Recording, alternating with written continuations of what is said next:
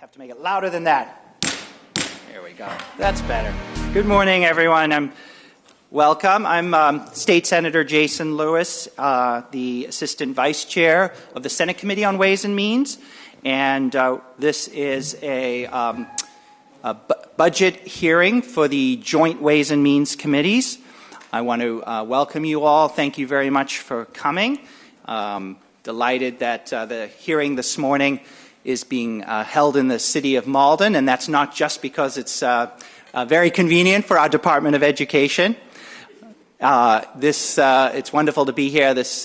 Malden is a gateway city that is on the move with a very proud past and a bright future, and very apropos the topic of the hearing today, the most diverse high school student body anywhere in the state.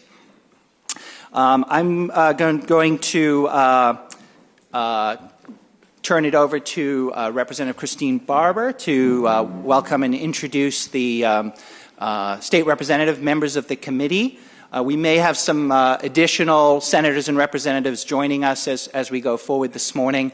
The House of Representatives was in session until, I believe, 11 p.m. last night, so we definitely appreciate all the members who are with us this morning.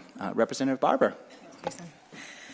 Good morning, everyone. I'm Christine Barber. I'm the state representative for Medford and Somerville, and I want to thank Senator Lewis as well as Mayor Christenson and Assistant Majority Leader Donato for welcoming us to Malden.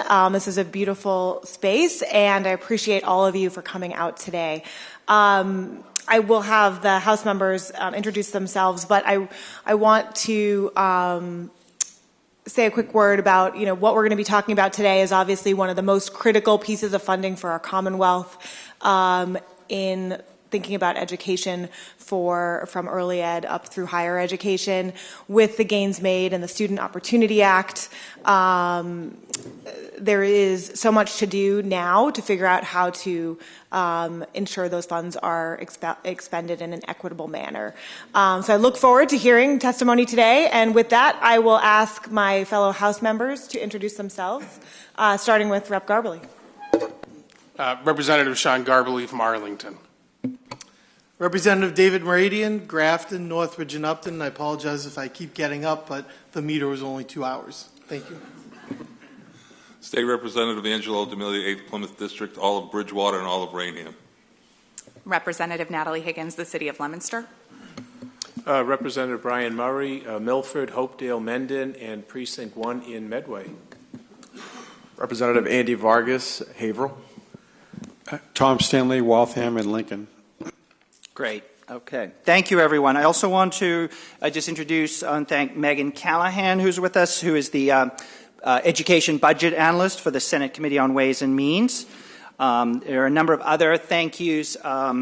Jeremy Spittle from the Senate Ways and Means Committee, Cheryl Spinella from the Malden Senior Center, Kathleen Manning Hall and Maria Louise, both in the office of the Malden Mayor Gary Christenson, and then from my office, Tom and Zach, who all of whom were instrumental in helping to organize the hearing this morning. We also have a number of folks in the audience. In a moment, we'll hear from Mayor Gary Christenson. I also want to recognize and thank a number of other folks who are here, community leaders and elected officials, including State Representative Steve Altrino from Malden and Representative Paul Donato, who represents parts of Malden and Medford. We have some local school committee members with us from the Stoneham School Committee, the chair, Nicole Nile, and from the Winchester School Committee, also the chair of the committee, Michelle Bergstrom. Superintendent of Stoneham Schools, John Macero, is with us as well. We have Malden City Councilor Steve Winslow, and then we have also some of the student representatives from the Winchester School Committee with us this morning. So delighted that you all could join us as well. Thank you for being here. As Representative Barber mentioned, the focus of today's Ways and Means hearing is on matters related to education, including early education, K through 12, as well as higher education, and local aid. The program this morning, we will first hear from the members of the Baker administration. We will, including Secretary Peyser from the Office of Education, and then we will hear from the commissioners of early education, K through 12, and higher education. After that, we have 4 panels. One panel focused on higher education, second focused on K through 12, the third on early education, and then the last panel will be focused on municipal matters and local aid. After each panel offers its testimony, then we'll open it up for questions, and Representative Barber and I will recognize members of the Ways and Means Committee to ask questions, and I'm sure we'll have some active dialogue. We do have quite a bit of testimony to get through this morning, and of course it's a beautiful day outside. Almost feels like spring is in the air. So, in the inimitable words of Shakespeare, let's keep in mind that brevity is the soul of wit. It is fine to use recording devices, take pictures, but just please, don't do anything to disrupt the hearing. Appreciate if everyone could just turn off or silence their cell phones. And without further ado, I'm going to now introduce the mayor of Malden, Gary Christenson, who's going to say a few words of welcome and opening remarks. Mayor Christenson.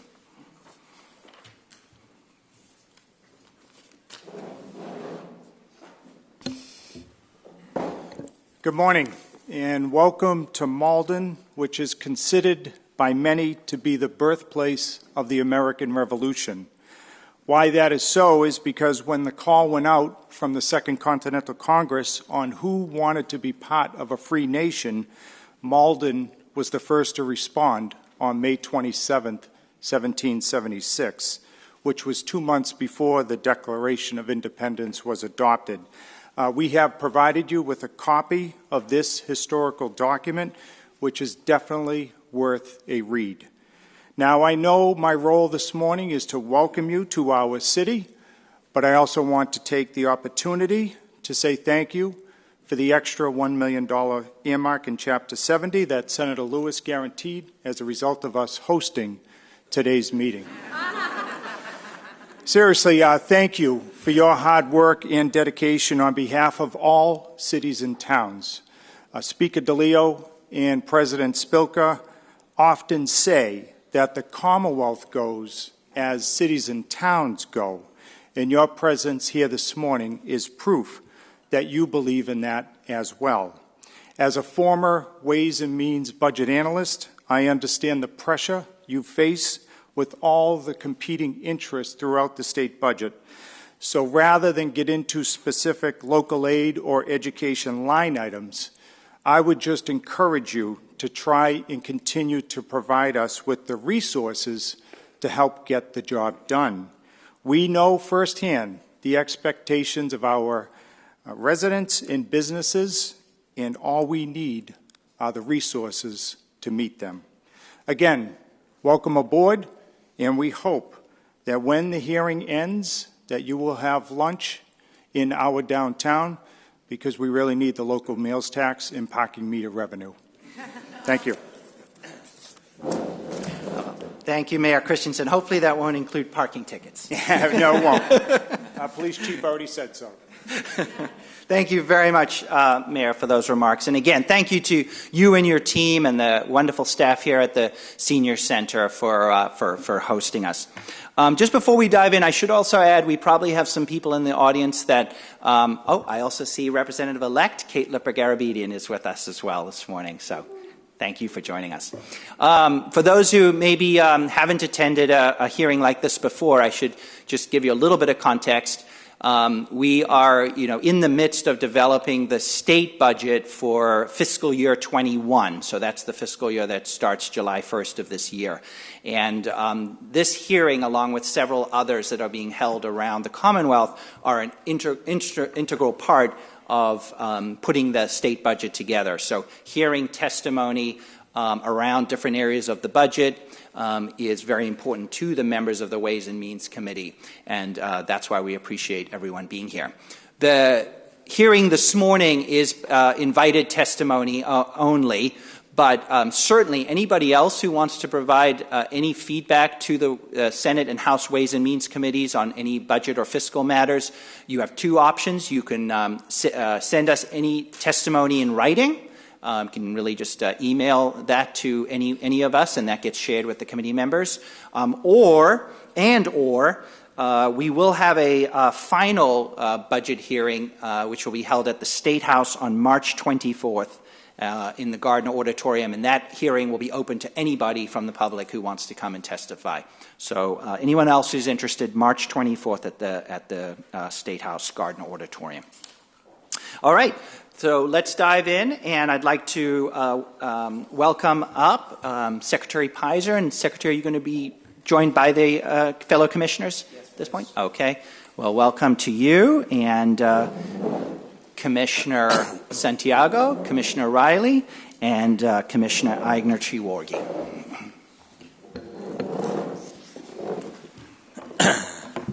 Thank you very much, Mr. Chairman, and thank you for your excellent pronunciation of all of our commissioners' names. One whose name is maybe more difficult than others, but you did a wonderful job.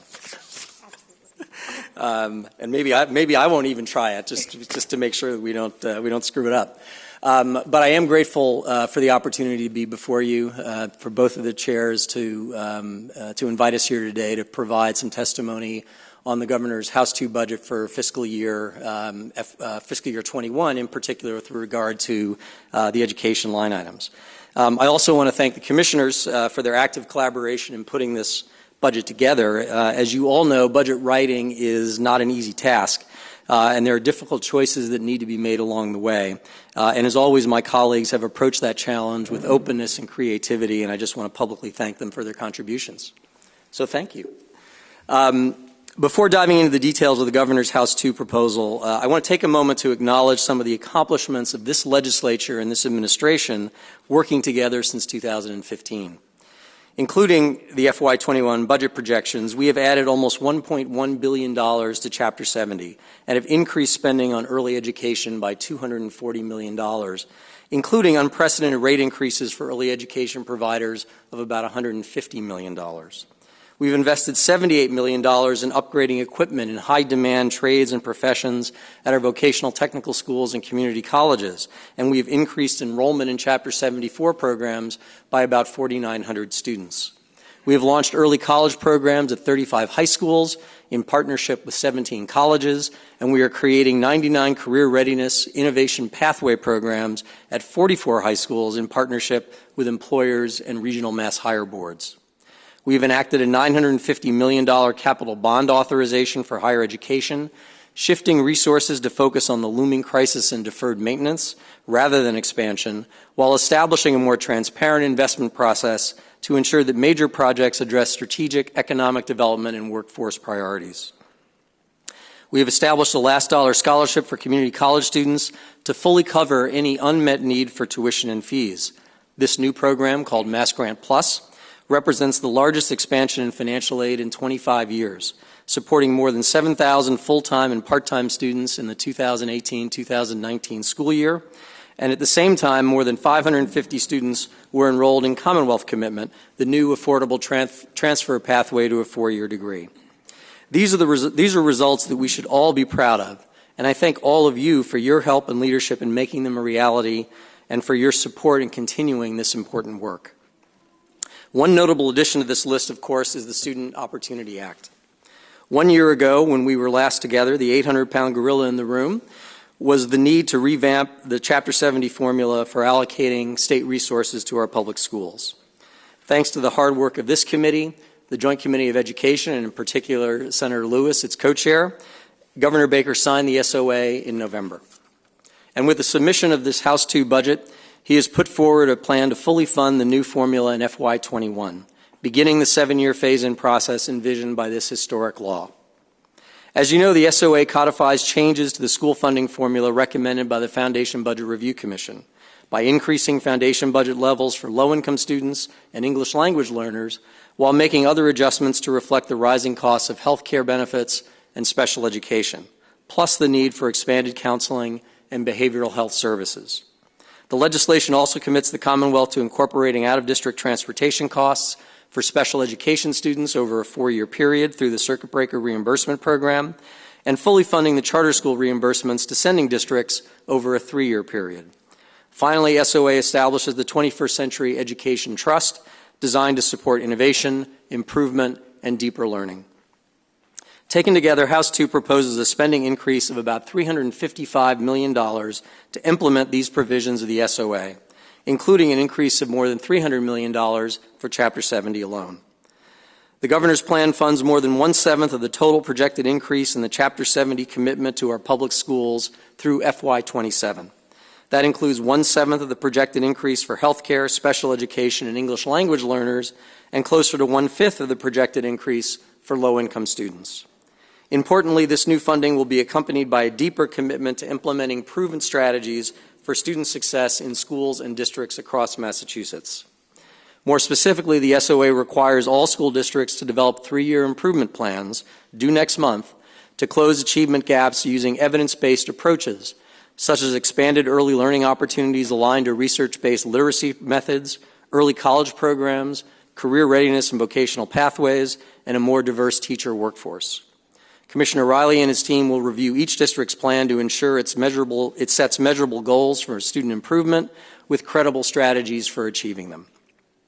House 2 also includes funding for data collection and analysis by just over $1 million to strengthen tracking of student learning gains and school improvement, and to enable a more robust evaluation of program impacts and longitudinal outcomes, beginning in early education and stretching all the way to higher education and beyond into the workforce. This funding is essential to helping us gain deeper understanding of student success and the impact of this significant investment we are making in our public schools. Besides these proposals required by SOA, House 2 makes the following budgetary recommendations. Maintain funding for targeted assistance at $12.6 million to expand the department's capacity to support struggling schools and districts in combination with the new $10 million investment in the 21st Century Education Trust. This on top of the $10 million deposit just made in that trust through the supplemental budget that was just signed into law this week. $3.25 million for the expansion of the early college and innovation pathways programs, including $2.25 million for dual enrollment tuition costs. $1.2 million in new spending to begin the process of developing assessments aligned to revised curriculum frameworks in history and social science, including the new 8th grade civics course. $1.5 million to support the expansion of after-hours vocational programs for students enrolled in traditional high schools, including associated transportation costs, otherwise covered through reimbursement programs. An additional $500,000 to support school-to-work connecting activities, bringing that line item to $5 million, a critical investment to strengthen work-based learning opportunities, expand paid internships, and support career-oriented innovation pathways. Outside the operating budget, we are continuing to invest $15 million per year through the Skills Capital Grant for upgrading equipment in high-impact, high-demand vocational technical programs at high schools and community colleges.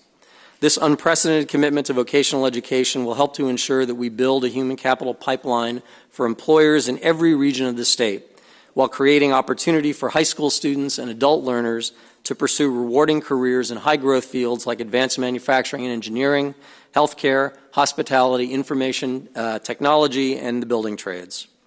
This ongoing investment will provide critical capacity building for the Governor's Career Technical Initiative, which I'll be talking about later in my remarks. I want to now turn from K-12 to early education. Overall, the FY21 budget increases funding for the Department of Early Education and Care by $92 million over the FY20 GAA and $50 million over this year's projected spending, an increase of almost 8%. This expansion assumes an additional $20.4 million to further increase the number of DCF vouchers at a rate of about 150 per month. It also incorporates a $19.3 million increase for DTA vouchers, consistent with the steady increase in demand since 2019, in part due to new federal rules requiring 12-month authorization for child care benefits. Importantly, House 2 recommends a $10 million increase for rate increase for center-based providers, while taking into account a comparable percentage increase for family child care providers through collective bargaining. It also includes $10 million to support an upcoming revision to the sliding fee schedule, which will result in lower costs to parents and therefore higher costs to EEC. The governor's budget proposal extends funding for the Commonwealth Preschool Partnership Initiative, building off the foundation that was established through the Federal Preschool Expansion Grant. And it continues support for the Competency-Based Child Development Associate Plus Certificate Program through our community colleges. On the capital side, we are also continuing to invest in improving facilities through the EOST grant program at a rate of about $4 million during this current fiscal year. In higher education, House 2 proposes several major new initiatives to address the urgent challenge of college affordability and success, and to support the Board of Higher Education's groundbreaking equity agenda, which the Commissioner will tell you more about later. As I previously mentioned, in the FY19 budget, the Baker-Polito administration proposed a $7 million increase in financial aid to enable full and part-time community college students to fully cover their unmet need for tuition and fees. This year, we propose adding $5 million to extend the Mass Grant Plus model to low-income students in our public four-year institutions, specifically for those students who are participating in evidence-based college success programs, providing academic supports, proactive advising, and social services to help more students, especially first-generation students of color, meet the college affordability challenge while directly addressing the other impediments they face to on-time college completion. House 2 also proposes an additional $1 million for high-demand scholarships, targeting STEM majors, and another $1.3 million to fully fund tuition and fee waivers for 1,400 college students who are currently or formerly under the care of DCF. Importantly, the governor is also proposing an increase of $2.25 million for dual enrollment in order to cover the tuition costs for our expanding early college initiative. Taken together, these proposals would add over $9.5 million to the state's financial aid program, another historic increase. House 2 would also invest an additional $42 million in our public colleges and universities, including the state's contribution to fringe costs. Significantly, these new resources will fully fund the state's share of collective bargaining. Besides the budgets for our frontline education agencies, I would also like to highlight our request for $1.5 million to support the work of the STEM Advisory Council through the STEM Pipeline Fund. Under the leadership of Lieutenant Governor Polito, Congressman Joe Kennedy, and Vertex CEO Jeff Leiden, the Council has established priorities to ensure that all students develop foundational skills in STEM subjects through frequent opportunities for relevant applied learning, establish and grow high-quality integrated STEM pathways aligned to STEM majors and careers, and deepen partnerships with employers to ground educational programs in real-world experience and to create on-ramps to STEM careers for youth, adult learners, and incumbent workers. Across all three agencies, there is a heightened focus on increasing the use of longitudinal data to drive decision-making, and on deepening the alignment of strategies from early education through post-secondary, including such cross-sector priorities as strengthening and diversifying the educator workforce, increasing third-grade reading proficiency through research-based curriculum and instruction, and expanding early college and career pathways. In all of this work, each agency has made equity a central organizing theme to address persistent gaps in school readiness, academic achievement, college completion, and career success. Before closing, I want to turn to the Career Technical Initiative, which the Governor announced during his State of the Commonwealth address. Here's the quick headline. Building on our existing resources and assets and doing more of what we know is already working, we are proposing to transform vocational schools into career technical institutes by running 3 shifts per day for both youth and adults in order to increase the number of skilled trades workers by 20,000 over the next 4 years. From 8 a.m. to 2 p.m., students enrolled in vocational schools will take their academic and technical classes just as they do today. From 2 p.m. to 5 p.m., students from area high schools will travel to their vocational school to take technical coursework after the regular school day is over. And during the evening, the schools will be open to provide post-secondary training for adults. The administration projects that over the next 4 years, approximately 7,500 to 10,000 more high school students will be enrolled in high-impact vocational trade programs, which should reduce wait lists around the state. At the same time, approximately 9,000 to 12,000 additional adult learners are expected to earn industry-recognized credentials opening opportunities for them to obtain jobs in high-demand skilled industries. Across all 3 shifts, education and training programs will be designed to ensure alignment between high school and post-secondary curriculum and to enable smooth transitions into college-level programs or apprenticeships. The overall FY21 spending plan for this initiative is $15 million, including $5 million within the existing Skills Capital Grant program and at least $1 million in private fundraising. Our FY21 budget request is just under $8.5 million, most of which can be found in the Labor and Workforce Development Department's budget. The largest component of this request will be for need-based scholarships for adult learners and performance-based payments to participating schools based on certifications awarded and postgraduate employment. Planning and startup grants for both after-hours high school programs and evening programs for adult learners are included in the plan, along with marketing, student and employer outreach, teacher recruitment and development, and data collection and evaluation. All of this work will be led and coordinated by the Governor's Workforce Skills Cabinet and will be tightly integrated with the occupational priorities of the workforce blueprints that have been developed in each of the 7 regions across the Commonwealth. Through the resource allocation process, as well as the identification of regional market makers, the Workforce Skills Cabinet will ensure a high degree of collaboration among participating school districts and between neighboring vocational schools and their local community colleges. House 2 continues to expand the Commonwealth's investment in public education at all levels, while deepening our commitment to key initiatives that we believe can have a significant and sustainable impact on the quality of education, the preparation of our workforce, and the strength of our economy. Through the vision, persistence, and good faith of our political leadership at both the state and the local level, and through the talent and hard work of our students and educators, Massachusetts' public education system has become first in class. Our challenge today is to make sure that it becomes first for all. I look forward to working with this committee and your colleagues throughout the legislature to make sure that we meet that challenge. Thank you very much. And if I may turn it over to my colleague, yes, Santiago. Just one moment. Yes, thank you very much, Secretary Peyser. We appreciate it. That was a very comprehensive I may have failed overview. the brevity as the soul of wit challenge. I apologize for that. I think you get a pass. Thank you.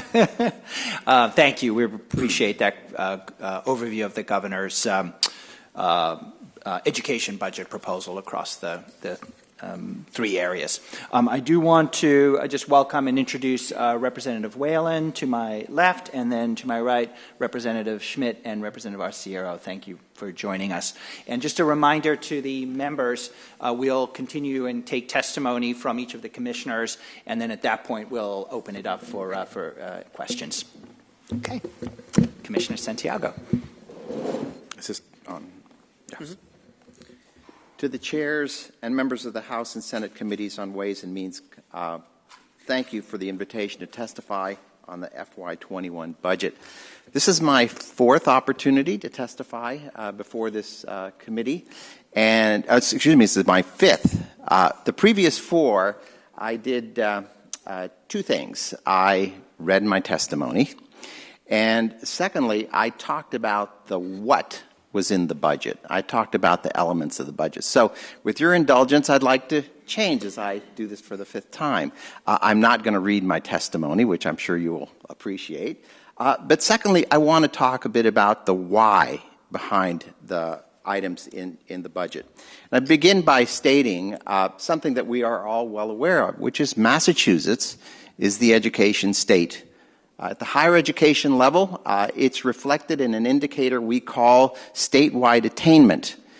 That is the percentage of Massachusetts' population, 25 to 64, that has a post-secondary credential, a degree, a certificate. In Massachusetts, the highest in the nation, it stands at 60%. But when you look carefully at that information, at that data, and you look at it by race and by ethnicity, it shows an entirely different picture. Massachusetts is not at the top of the list in terms of states nationally, in terms of closing gaps. We have gaps that have widened over time and gaps that are simply unacceptable.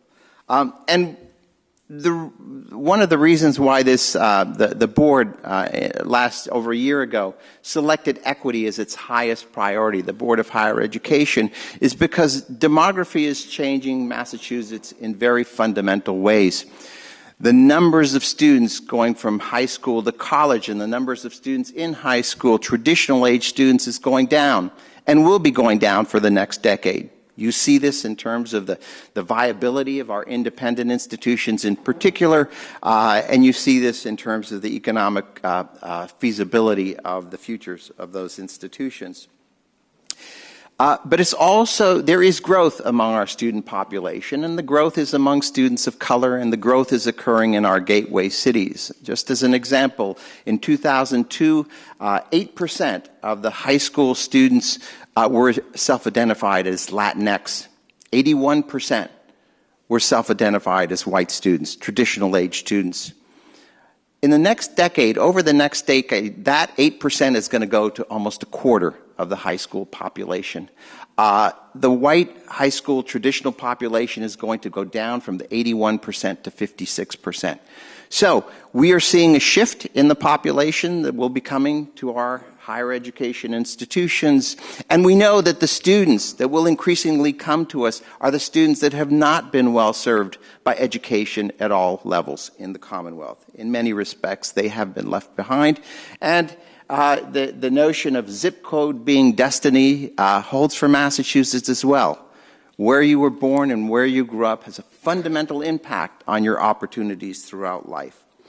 So we know what it takes for students to succeed. Affordability is key. Students need to be able to afford to go to college. They need to have, secondly, effective support services that can provide them the information that they need to succeed. They need a pedagogy that's culturally responsive. They need innovative policies. They need our institutions to be able to innovate and experiment and, yes, fail from time to time to ensure new mechanisms for student success. They need to go to campuses where the climate is welcoming, and they need an analytical framework that really provides the kind of tools for us to assess the success of the students and the programs in which they are in. So we know what it takes, and this budget does address those elements in very significant ways. For example, the early college program, which we know works nationally. We have data from other states that is very, very successful, and Massachusetts is growing. We now have 17 early college programs. It is targeting students, low income, and students of color, largely in gateway cities. It brings together K through 12, school districts, 2-year campuses, and 4-year campuses. And it gives high school students that would otherwise never have an opportunity to see what college is like, the opportunity to take a college course while in high school, a rigorous college course that gives them the opportunity as well to save resources and provide credits as well. And in the governor's budget, there's an additional $2.25 million that is directed at these early college programs. The higher ed portion of early college programs needs to be supported financially if we are to continue to grow. We have 17 early college high schools, and we have a backlog of 22 requests to be for school districts and higher ed institutions to launch an early college program. Financial aid. The Secretary alluded to Mass Grant Plus. 2 years ago, the budget provided $7 million, which allowed us to target low-income students in all of our 15 community colleges and to cover their unmet need. And unmet need means tuition, it means fees, and it means books and supplies. This has made an important difference for students in this segment. The students, and we know this is not the total cost of admission. This is the cost of instruction. There are a lot of costs that go beyond books, supplies, and fees. But this is a very important, the additional $5 million in the governor's budget is an important step to get us to the next segment, to begin to supporting similar students with unmet need in the state universities, and ultimately we would like to do so with the UMass institution as well.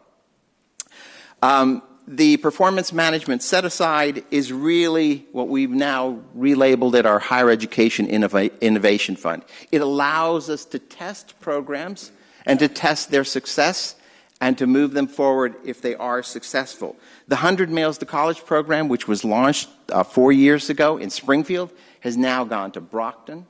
It's in Worcester. It's in Salem.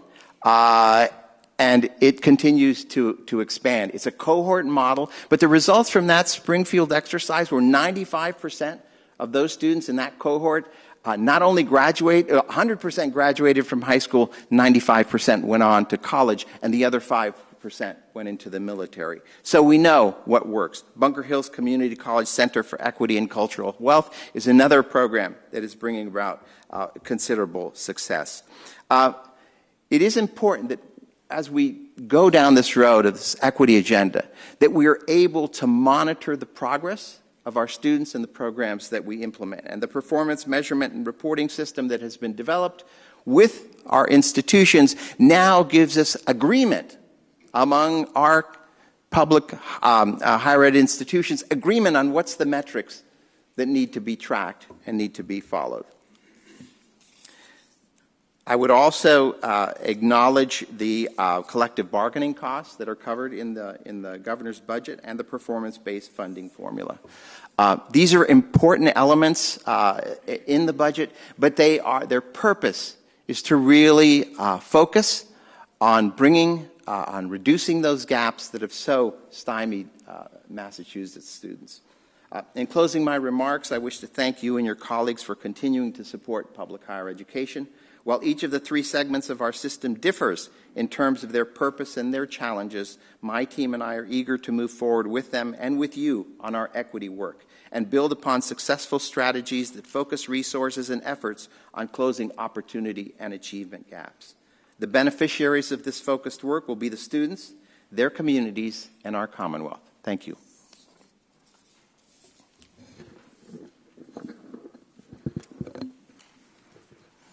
Good morning, everyone. Senator Lewis, Representative Barber, and members of the Joint Committee on Ways and Means, thank you for the opportunity to testify on behalf of DESE's fiscal year 2021 budget recommendations as filed by Governor Baker. For the record, my name is Jeffrey Riley. I am the Commissioner of Elementary and Secondary Education. Personally, I am the son of a United States Marine Corps veteran, a man who believed deeply in the idea of meritocracy. That is, anyone in this country who worked hard enough could do or be anything they wanted. But that actually only works if all kids start in the same place.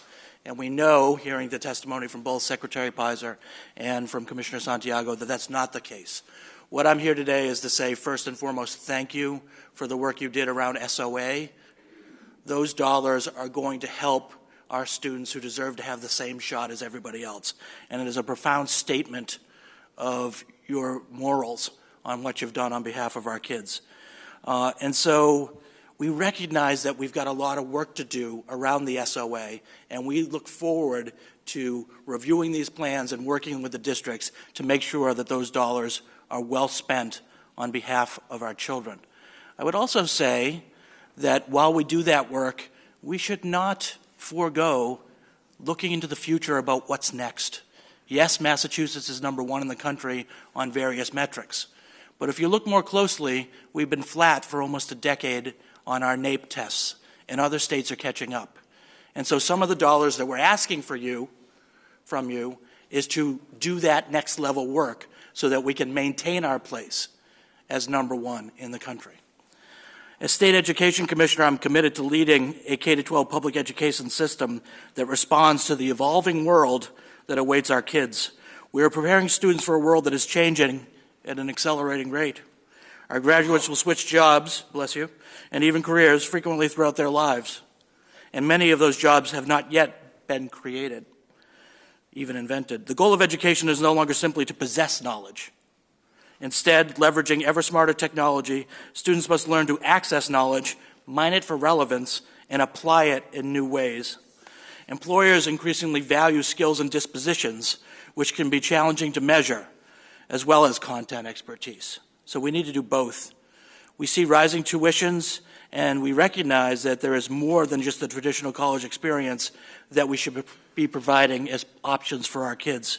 Students need additional pathways and credentials that bridge K-12, higher education and employment, including things like early college, innovation pathways, and the new after-hours vocational program that was mentioned by Secretary Peyser earlier. Governor Baker's recent budget proposal implements the first year of additional state financial support called for in the Student Opportunity Act. This additional state aid is designed to provide our public schools with the resources, tools, and incentives necessary for every student in the Commonwealth to have access to a high-quality education. The department's recommended appropriations total $6.25 billion, which represents an increase of $286 million over FY20 budgeted spending. A total of $355 million in new education aid is targeted for initiatives laid out in this comprehensive education legislation. Since the SOA became law, the department has been actively developing and implementing the Act's multiple provisions, as well as initiating a series of parallel programs that can be expanded and deepened on with your help. Engaging our students with real-world context through deliberate changes in instructional techniques and programs, helping districts employ wraparound services to support students so that they can actually effectively learn, and opening pathways to diversify the educator workforce for proven better outcomes requires bold action and significant resources. In tandem with the enactment of the SOA, now is the time to make sure Massachusetts goes and looks to the future. We must more closely match our students' daily experiences in school with the expectations that they're going to get when they go to college, in their careers, or as citizens navigating this complex world. This means asking students to work in both ambiguous contexts on meaningful projects with larger purposes, and both independently and in teams, all while connecting these activities to our state standards. In essence, ensuring that all of our kids have access to challenging, standards-aligned curriculum materials and assignments. I look forward to our collaborative efforts through the current legislative session, and thank you for the opportunity to appear before you today. Once again, what you've done on behalf of the children of the Commonwealth of Massachusetts is stunning, and we appreciate it. Thank you. Sorry. Thank you. Good morning. Thank you, Senator Lewis, Representative Barber, members of the Joint Committee. Thank you so much for having me here today. I am the newly appointed Commissioner of the Department of Early Education and Care. I think 6 months in, I can still claim to be newly appointed. It certainly is my first budget testimony. I thank you very, very much for the opportunity to be here today and testify on behalf of the children and families that the department serves and the budget request represented in House 2.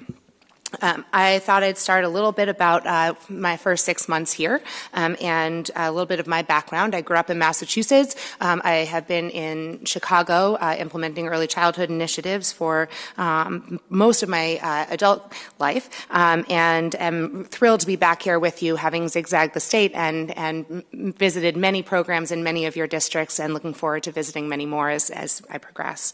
I can promise you that the hoarse voice is simply because I have been presenting our new strategic plan to the community and trying to get some feedback, and so it's more about the talking this week than anything else, and make sure everyone knows that. But as I started in August, really understand that as the department's strategic plan that ended in 2019 came to a close, understanding what the next phase for EEC really held. So we have spent the first 6 months of my tenure engaging with stakeholders on the ground around the communities and really understanding what is going well for the department, where there's room for opportunity, and where we can be the big, bold bet for the country on how we really demonstrate what we know works in early childhood to how what we do on the ground makes that difference. This feedback has informed a strategy that ensures children and families will have the resources they need and other comprehensive services that go beyond our current work. We are ensuring that educators have a pathway to hone their craft and validate their expertise that they've gained through years of experience, and as my fellow commissioners said, that are beyond just degrees and credentials, but about the competencies that they gain in the field. We have defined a clear path for quality and sustainability for our programs in ways that actually make sure that we are living the values of early childhood in the quality we offer our children and families every day. This vision is informing both the short and long-term budget priorities that you have in front of you.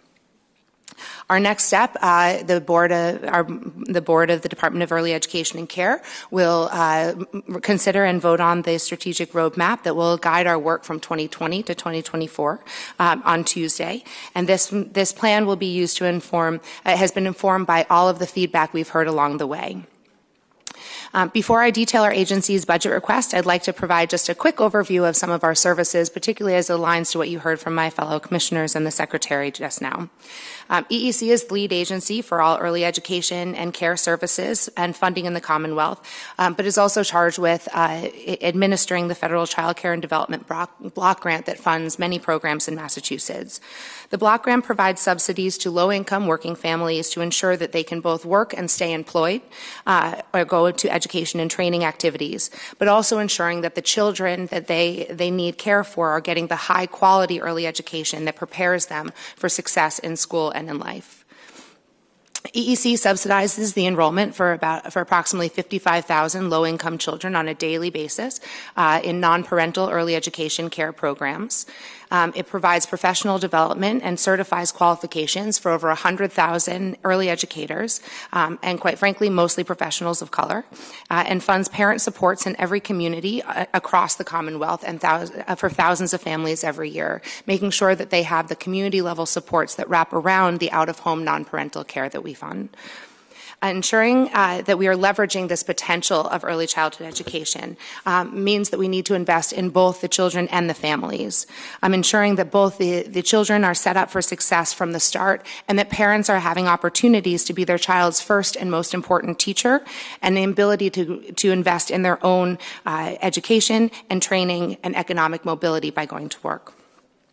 The department itself employs over 200 people in one central office and 5 regional offices, and works collaboratively with public and private partners across the Commonwealth to ensure safety of a variety of education programs. The work of EEC has expanded significantly, particularly with the passing of the reauthorization of the Federal Child Care and Development Block Grant. And the FY21 budget proposal helps accommodate for the expanded role in administering this vital resource for families and the economy. While the scope of the agency has significantly increased, the staff capacity has not, and we are coming today to help make sure that our services and our administrative services help meet the needs of the field so we can grow the potential of early childhood, while we support the transformations in the systems that can be a model for how we solve these complex problems in early childhood for the entire country grappling with these issues.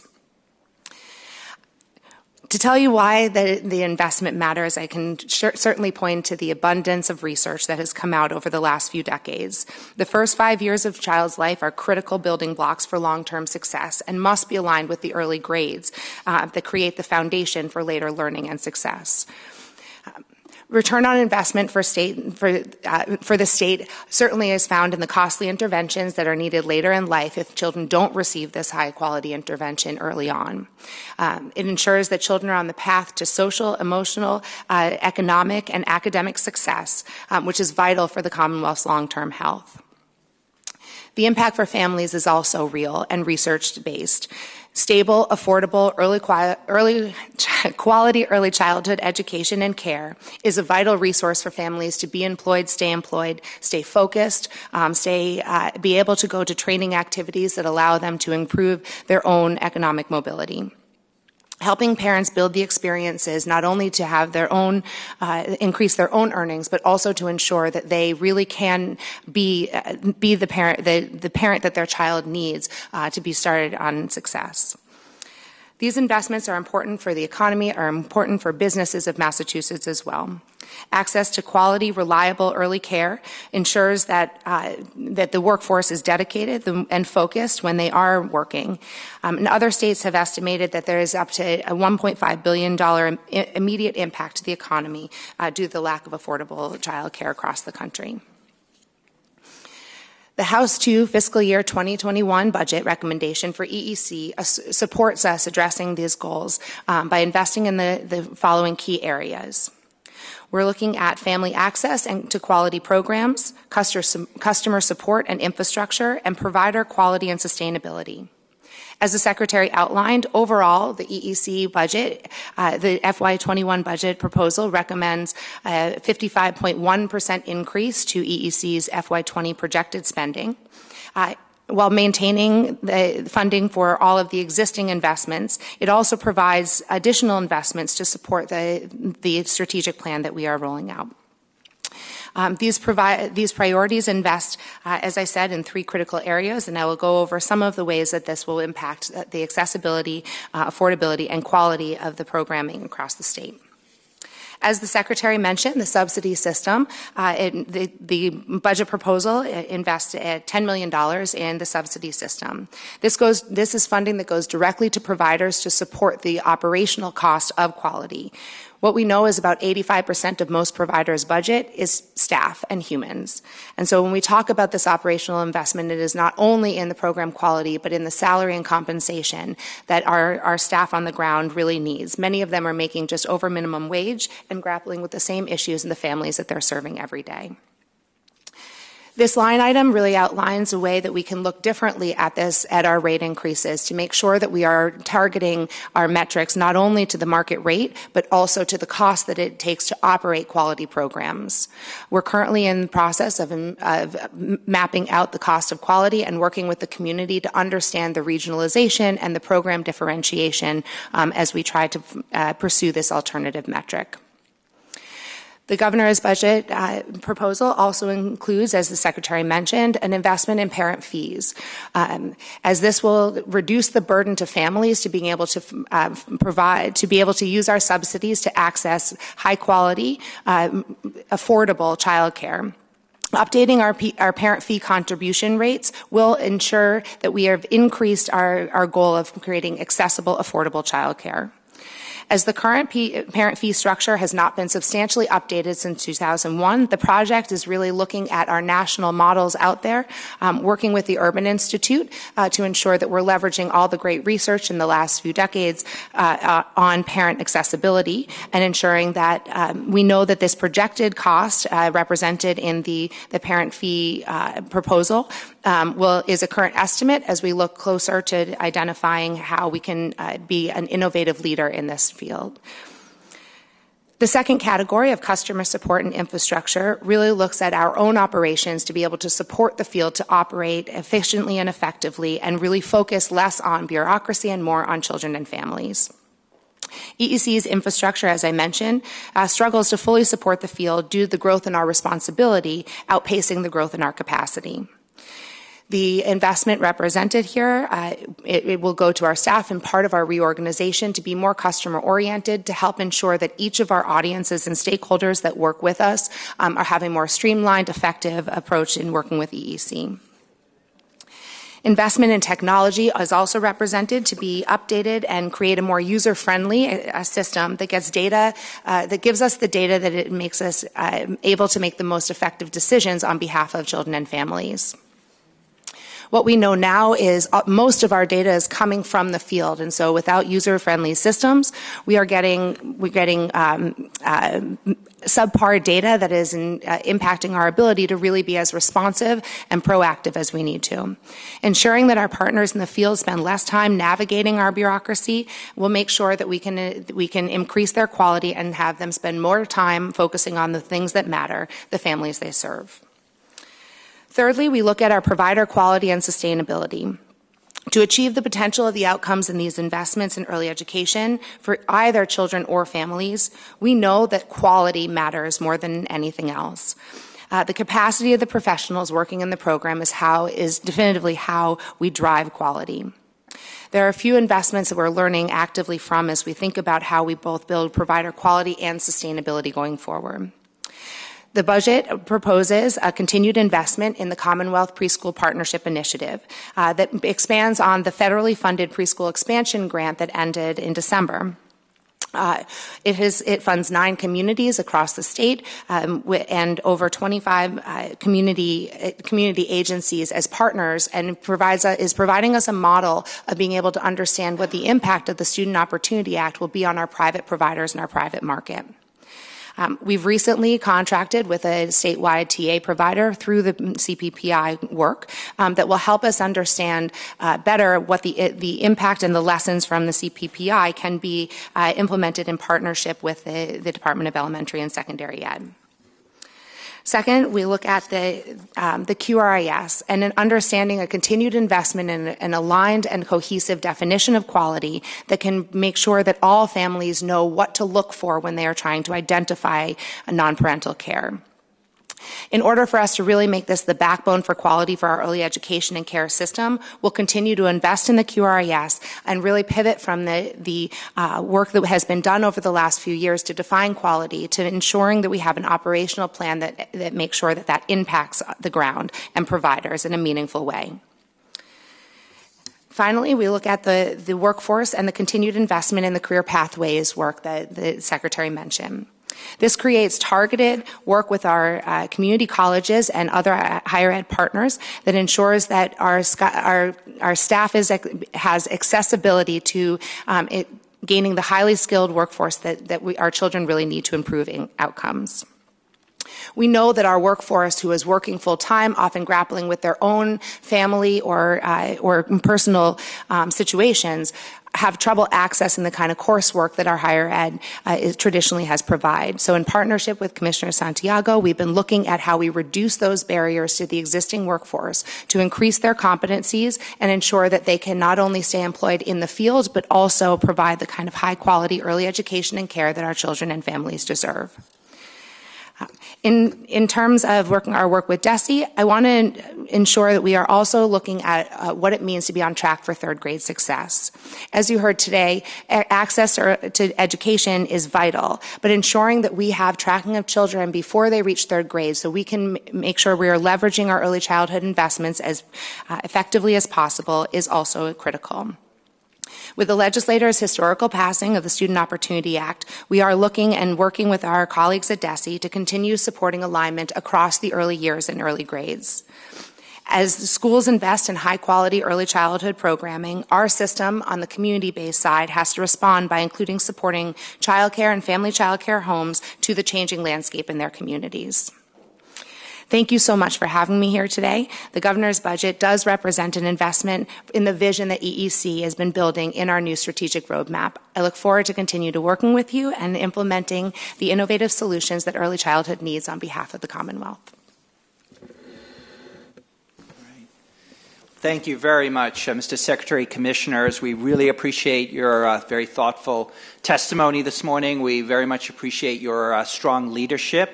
And I want to publicly thank you and all of your staffs at the Department of Early Education, at the Department of Elementary and Secondary Education, Higher Ed, and the Executive Office for the hard work and for your dedicated public service on behalf of all of the students and families in the Commonwealth.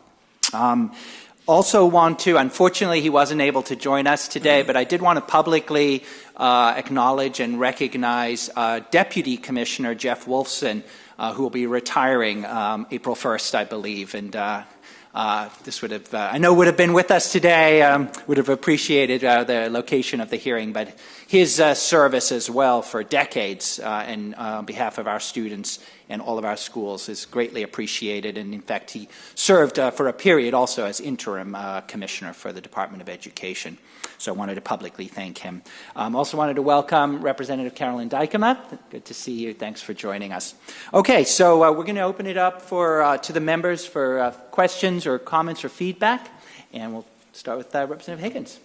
Thank you for being here today, Secretary Peyser, Commissioner Riley. I'm so thankful for your kind words about the Student Opportunity Act. And honestly, I can't imagine something I'm more proud of in my first 3 years being in the legislature, working to make sure that all of our kids across the Commonwealth have a fair shot at the same education, at a high-quality Massachusetts education. And then I've got to be honest, when I saw the Governor's House 2 proposal, I was both confused and just a little taken aback that the heart of the Student Opportunity Act was leveling the playing field for community members, for kids in districts like mine in Gateway City. And I'm a little confused about your testimony. You said that we got 1/5 of the way with this proposal to funding low-income students in the foundation budget. I'm on your website, and it says your proposal is 1/25, 4%. And so I'm just wondering, you started your testimony with difficult choices that you had to make, and I'm wondering why leaving behind the economically disadvantaged kids, the kids that were the heart of the bill that we worked over the last 3 years to fight for and get it right, why it wasn't worth it to fund that funding in that first year of implementation. Representative, thank you for the question. There are two components on the factor in the formula related to low-income students in particular that relate to the amount of resources or the dollar amount that flows to districts based on those students. One is the number of students themselves, so the way in which you count students, and the other is the rate that is applied to each of those students. Under the SOA, we are required to, in 1 year, fully implement a shift, or put it differently, use a new approach to counting those students, which actually goes back to the FY16 head count, and apply in the formula the rate to all of those students, which is a significant increase over the number of students who were previously counted as low income under the pre-existing formula. So when you count the 100% of the shift in the student population to the shift in the rates, it adds up to closer to 1/5 of the total amount of money that will be applied to districts through that factor over the course of the 7-year period. So again, thinking about it not about the rates solely, but about the combination of the rates and the student population. If you were to take a different approach, and which obviously you're free to do through your deliberations here, if you were to take a different approach by fully counting 100% of those additional low-income students and then funding the rate at a higher level, it would mean that in order to maintain what I think is another priority of the legislature, which is to have relatively consistent funding increases overall year over year in Chapter 70, you would have to lower the rates in healthcare, special education, and English language learners. We felt the approach we took, which was to look at the dollar amounts that were projected over the course of the 7-year period in each of those 4 categories, and then to try to approach the 1/7 in each of them was the best way to go. And we, as I said, we went beyond the 1/7 for low-income students and are closer to 1/5. So just to clarify, there's still a $74 million gap in terms of the funding for the economically disadvantaged piece in year 1. I have 2 questions. First, how are we ever going to make that up? If we don't make that investment in the first year, how are we ever going to catch up? Just financially, how are we going to catch up?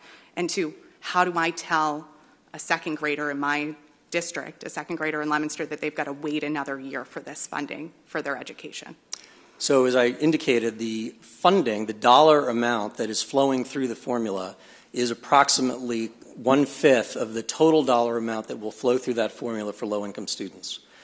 In terms of out years, next year and the year beyond, the rate increase in terms of the specific rate per low-income student will accelerate at a faster rate than the other categories of healthcare, special education, and English language learners. So I'm not sure I exactly understand what the point you're making, but the additional resources in the annual increases that are planned over the course of the next 7 years will include a higher rate for low-income students, and that will be increasing at a faster pace over the next 6 years than the other 3 categories. So I can use my district as an example. Leominster is a gateway city. We were slated to get $1 million new under the Student Opportunity Act. That was the projection back in November.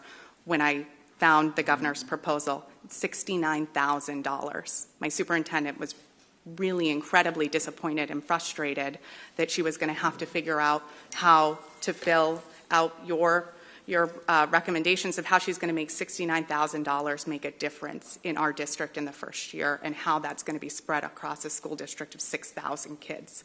We really expected that we were going to be one of those districts that we're going to see some really increases. We want to make sure that kids who are born into Leominster, who are born in the zip code, as you've used, 01453, have a shot, like kids in our wealthier districts. And we're just really frustrated that we're seeing that this is getting kicked down the road for another year.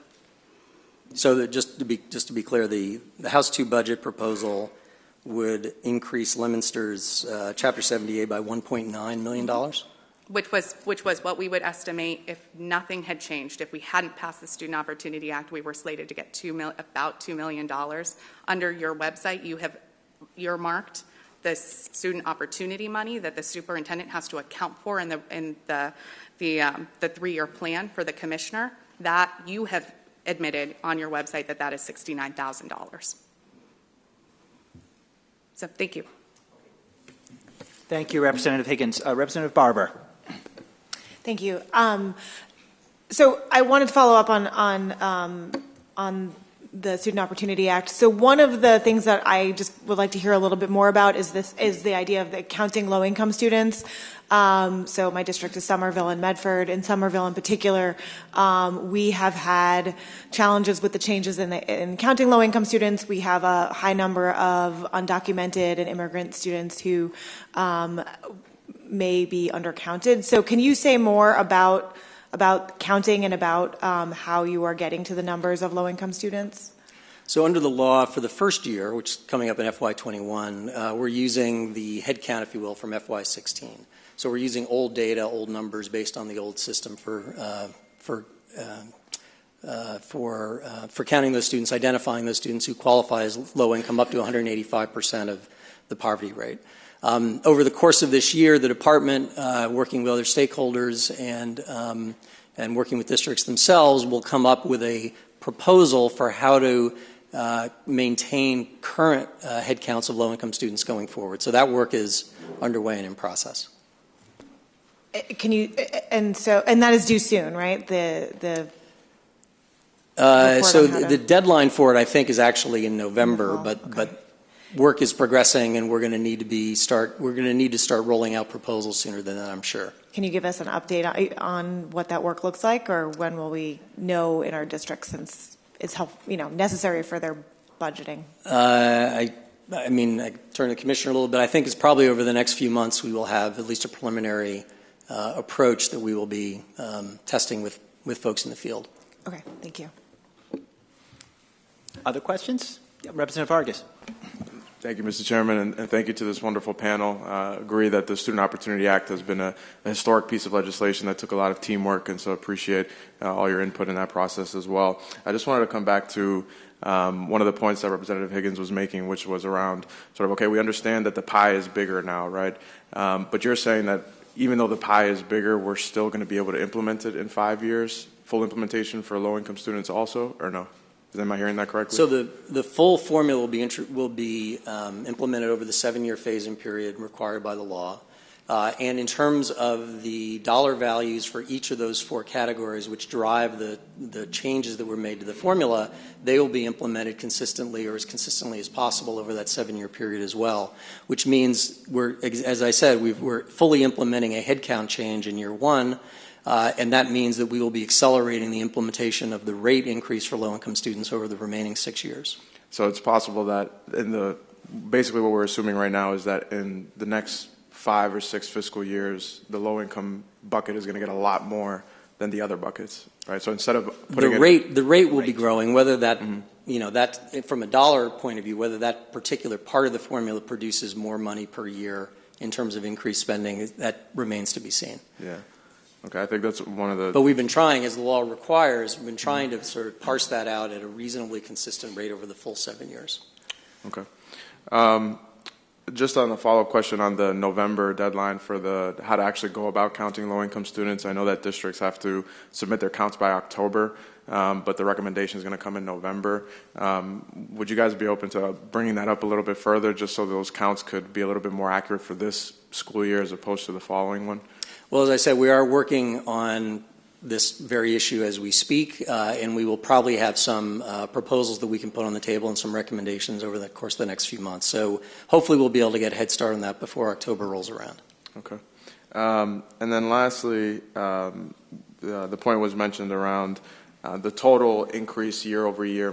So, for example, for Haverhill is going to be like 6.9 or so, but that's because we added free all-day kindergarten, which also added to our total sort of allotment. But the total SOA money, I think, was 1.9. I don't know if you have that there as well. I'm just looking at the 6.9. million that you referenced. Yeah, so my superintendent mentioned that it was 1.9 in SOA money, and I just wanted to confirm that that's the number that our district should be focusing on as when it comes to the district plans themselves, not the total chunk year over year, but the 1.9 instead of the 6.9, right? Well, I'm happy to have the commissioner jump in on this. I on the one hand, there's a clear priority to ensure that any new resources are being used in a way that's addressing achievement gaps and challenges the district may be having as part of their improvement plan.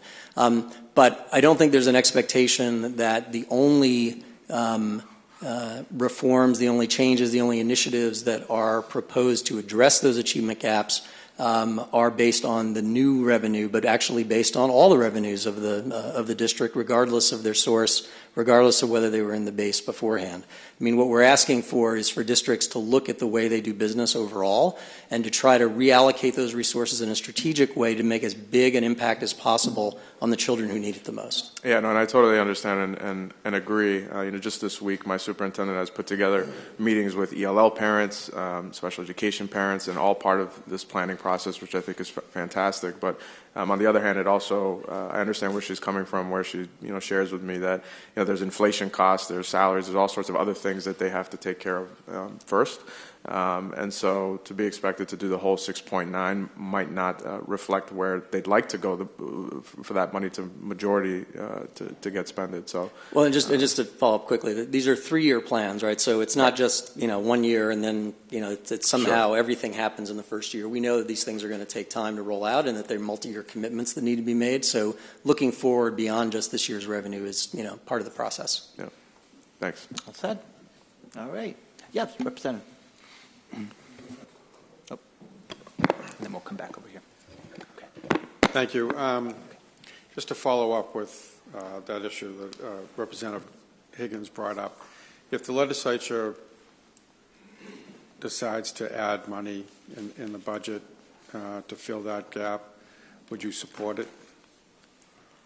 I'd have to obviously see how that was done, and at the end of the day, that's going to be the governor's call, both in terms of the formula itself as well as other fiscal concerns at the time that the budget's passed. All right.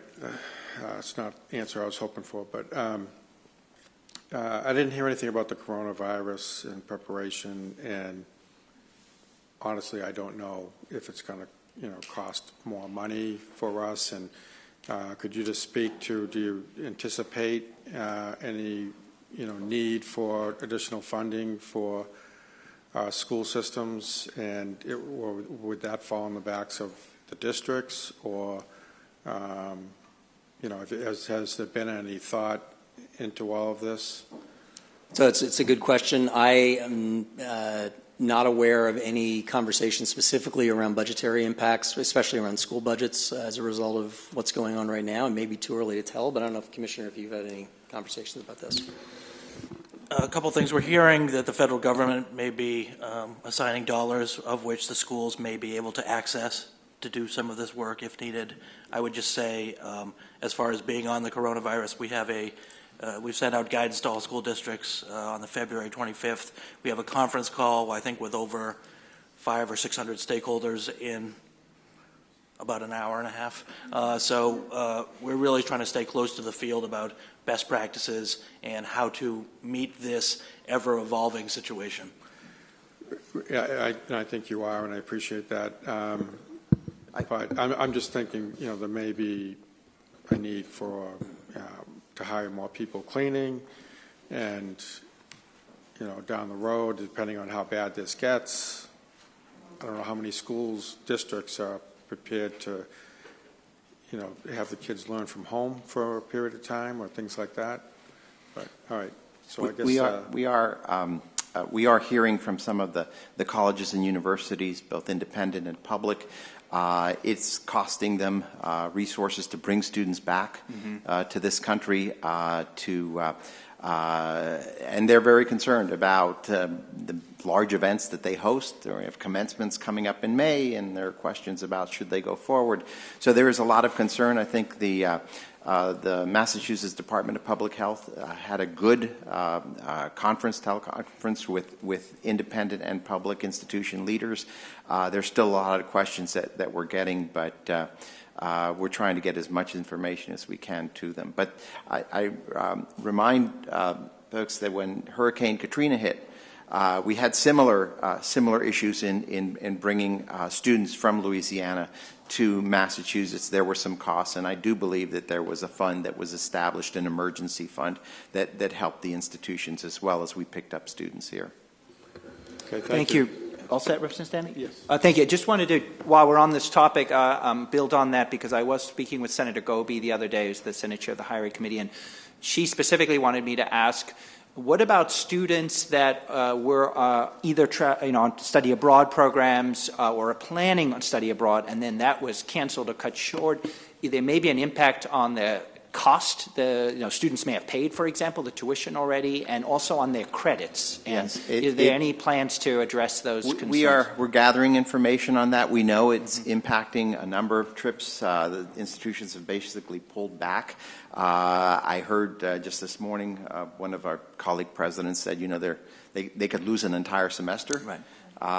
So we're trying to gather information as best we can. Right now, the institutions are dealing with it on a case-by-case basis. There are some students that don't want to return. There are some students that are in countries where the coronavirus has not hit, and they're telling them don't come back.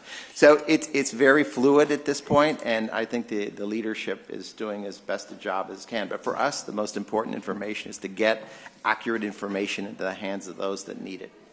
Okay. Thank you. Representative Whalen. Thank you, Mr. Chairman. Mr. Secretary, I just want to take the opportunity to thank you and your staff.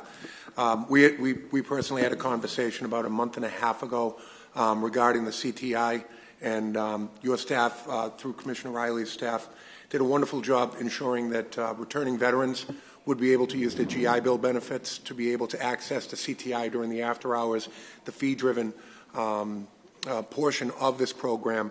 And as we had discussed, and I appreciate your interest and your concern as well, this is going to open up the opportunity to thousands of returning veterans and give them the opportunity for vocational training to set them on the path to success for the rest of their lives.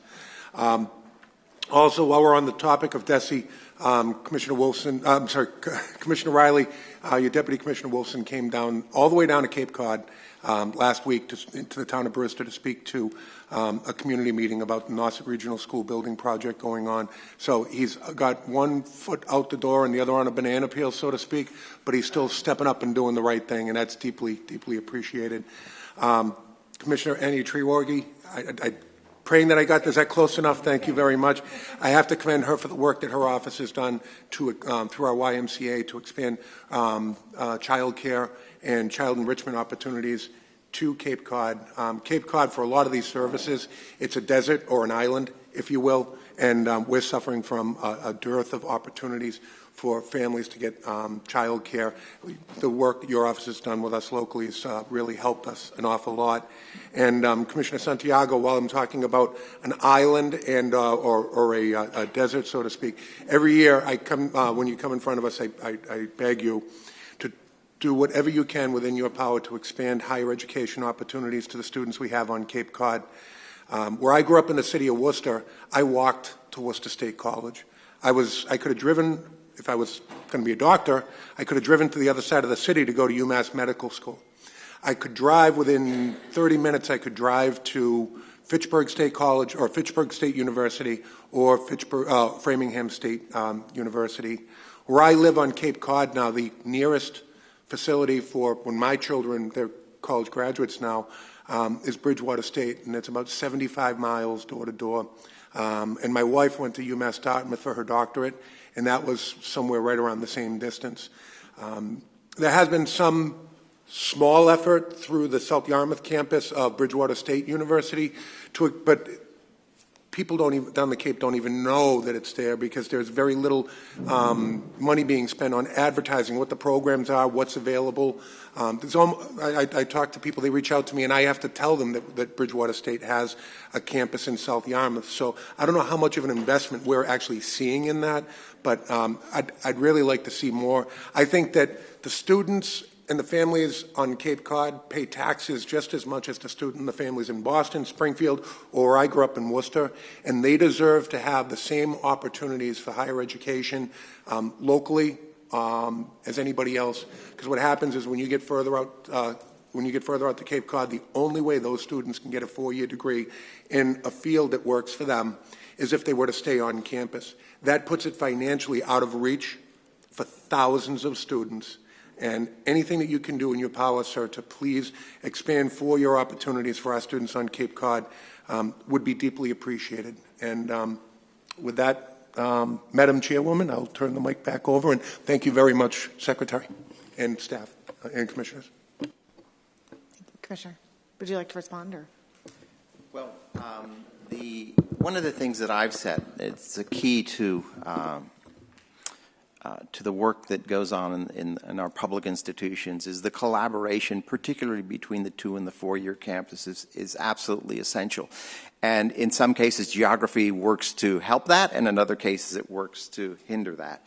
But as I look at what Cape Cod Community College in particular did with the closure of Mount Ida, they picked up a funeral service program. They got the equipment from Mount Ida, but had no space for it. So the space is now in Bridgewater State. They're sharing that space. So I'm not surprised that Bridgewater State has a presence there.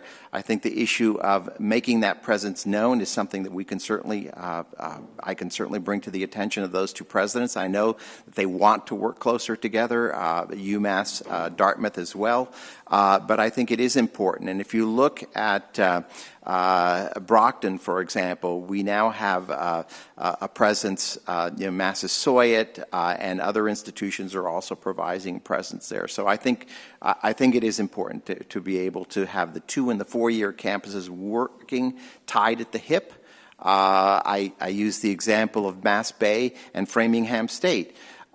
Mass Bay students will be occupying an academic building on Framingham State's parcel, and they are working to provide homeless students in the community college segment housing at our 4-year institutions. I think that's the best way to leverage what we're trying to do, but I'll be happy to talk to both President Cox and President Clark. And Commissioner, you hit the nail on the head. I mean, that cooperation in 2014, when Bridgewater State first started establishing a small footprint on Cape Cod, the biggest concern that I heard speaking between the 2 different universities or the 2 different colleges was there was concern about mission creep, so to speak, between President Molifaria and President Cox. And as you stated, I think some of that's been worked out. But yes, and anything that you can do to try and make sure that, again, at the end of the day, from the consumer perspective, we don't care if the student goes to 4 Cs or goes to Bridgewater State. We want the student to be able to have a locally accessible education in a field that interests them, that will set them up for success in the future. And whether the leadership at either college likes it or not, we don't care. It's all about the students, as we all agree. So your interest in this means a lot, and I thank you very much. Thank you, Representative Whalen. Representative Schmidt. Oh, thank you very much, Mr. Chairman. And by the way, I don't think I've taken the time to thank you personally for the very central role that you played in the Student Opportunity Act. It really it's going to make a hell of a difference to New Bedford and Fall River kids and others all around the state. Thank you. Thank you, Representative. Mr. Secretary, I just wanted to mention to you and really to my colleagues that I thought that Commissioner Riley made a very helpful suggestion about a neighborhood charter school in New Bedford. A neighborhood charter school. You know, one of the knocks against charter schools is that in some way they kind of cream the crop in a community, and therefore it's hard to compare them against the district. And a neighborhood charter school, as I understood the commissioner's suggestion, would have that charter school responsible for every student within a geographic area.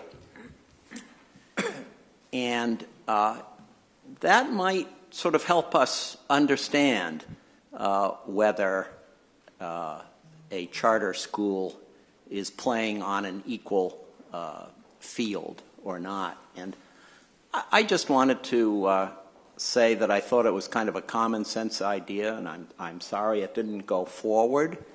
And I hope that we in the legislature, you in the administration, might have an opportunity to talk more in the future about such a concept.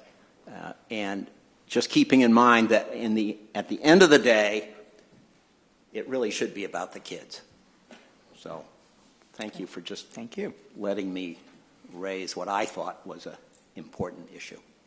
Thank you, Representative Schmidt. Thank you, Representative Moradian, did you have a question? Yeah, thank you. Please go ahead. Mr. Chairman, I appreciate it. Thank you, Secretary, and the commissioners for coming out, and all of your staff. You've been immensely helpful to all of us whenever we've had a question. Something that I think I've mentioned before, especially I believe we were in Bristol Community College last year, and I know the Student Opportunity Act puts in place the $30 per pupil, and while the funding was monumental to many districts in the Commonwealth, it wasn't monumental to all. And so I believe if you could take back and the administration could consider looking at raising the per pupil next year, I think that's a much more fair and equitable way to make sure that every district receives a significant boost. I know especially for my communities, they would feel it a whole heck of a lot more. That being said, the Student Opportunity Act was a historical bill, and it's something that Commissioner Riley touched on with a rising tide basically lifts all boats, and everyone needs the opportunity to start on the right path. But I did want to mention the CTI, the Career Technical Initiative. I think it's a wonderful thing that you all are doing. I said the same thing to Secretary Acosta. We have in the southern Blackstone Valley, the Blackstone Valley Education Hub, and from there a Fab Lab. So it's a fabrication lab. We have individuals from all the fields, and they come in and they actually teach and train on the machinery with the students and with adults that then can assimilate right into the working force. And so we have Blackstone Valley Tech, which is a great vocational school. Over 10 communities feed into it. And I think that with the CTI, with the three-tiered approach, offers kind of what they bring to the Commonwealth to everyone around, to all the comprehensive schools. So I'm 100% behind the CTI, and I thank you for coming up with such a great initiative. Good, I appreciate that. Thank you. All right, all set. Thank you, Representative D'Amelia. Thank you, Mr. Chairman. Mr. Secretary, Commissioners, thank you for being here today and providing us with your informative testimony. Mr. Secretary, the first part of your testimony, you touched on that you've enacted a $950 million capital bond authorization for deferred maintenance. That's been a big concern over the last number of years. And I, from my memory, have heard the numbers of the deferred maintenance piece is a lot greater than $950 million. How far will that get us in kind of taking care of some of that backlog? Well, it's a good question. The bulk of the resources are being allocated directly to the campuses, specifically to address critical repairs, both in terms of sort of vertical buildings as well as infrastructure. And that will significantly, through those renovation projects and those upgrades, address a chunk of it. The major projects themselves, so these are projects that may be entire buildings, both in which could be a replacement for an existing building, a renovation of a building. In particular, those two options are designed in part to also address deferred maintenance, so that we have not been approving projects that are basically for brand new buildings where there's no old building that's in disrepair that's being taken down in its place. So in each of the projects that we've approved, whether it's directly related to renovations and critical repairs, or whether it's major projects that may be new buildings or larger renovation projects, they're all taking a big chunk out of the backlog. But the backlog is still there. I mean, I think when we looked at this probably now 3 years ago, the backlog of deferred maintenance was at the same scale as the T's backlog of deferred maintenance. So these are billions of dollars. Not all deferred maintenance is created equal. So some deferred maintenance is maybe beyond sort of the planned utility or useful life of the building or whatever the component might be, but it's still perfectly usable and not dangerous in any way and accessible and all those other things. But nonetheless, we need to make a continued concerted effort. This $950 million, I wish I could say this would solve that problem, but it's really more of a down payment. Well, I appreciate that, and I hope you continue with that mindset before we continue expansion. We circle back and take care of what we have in front of us, because I know it's an extremely large number, but I do appreciate all you guys are doing, so thank you. Agreed. Thank you. All right. Thank you. Representative Dykema. Thank you, Mr. Chairman. It's wonderful to be here in Malden, and I apologize to the panel for missing your remarks. I was a little bit late, so I'll have to go back and do my reading. But I just we can start again if you want. No, please. My first comment is to Commissioner Santiago. I just want to thank you for acknowledging the work at Framingham State University and Mass Bay Community College, which are in my neighborhood. President Ceballos and President Podell are doing some great things. And on a personal note, my son, who is interested in computer programming, was able to take a class at Mass Bay over the summer, kind of a hands-on coding class that we really had a hard time finding anywhere else, and it was phenomenal. So I think it just really speaks to the work of the higher ed universities in the region being student-focused and really meeting the needs of the students where they are and providing this kind of innovative type of approach. So thank you very much for that. My first question is around social and emotional learning, and I noticed that the support or the family, was it the Safe and Supportive Schools line item is level funded, which is good news that it's at least where we should start. But I'm hearing increasing concerns from both teachers and school administrators about the social emotional concerns in the classroom and kind of what kids are bringing into the classroom before they even start talking about their educational needs, just their basic emotional needs. And it's very hard to learn, obviously, if you've got distractions in that regard. The speaker has been very interested in the issue of trauma and childhood trauma and had been hearing about it from a lot of people, and he established in the Criminal Justice Reform Act a childhood trauma task force that I've had the privilege of working on there. Desi is a member of that task force, and it's really been eye-opening to me about the amount of trauma that kids are bringing with them into the schools. It's not a small, discrete population. There is, some level of trauma in a lot of our students. And I think it's coming out in disciplined ways. It's coming out in, inability to learn and fully reach their potential.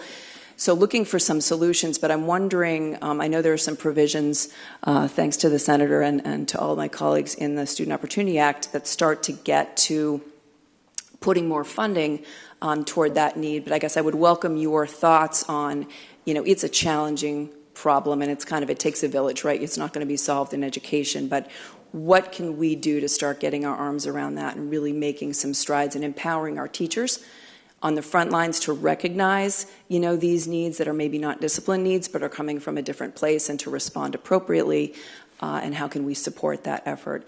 And secondly, my schools have 4 communities that I represent and are very interested in the 21st Century Education Fund to do some innovation work in the schools that might be, piloted locally, but then potentially rolled out if they're successful. So I'm just curious to know, do you have any expectation about when we're going to have regulatory framework for accessing that funding, or anything that I can pass along to my communities to let them know to prepare for that?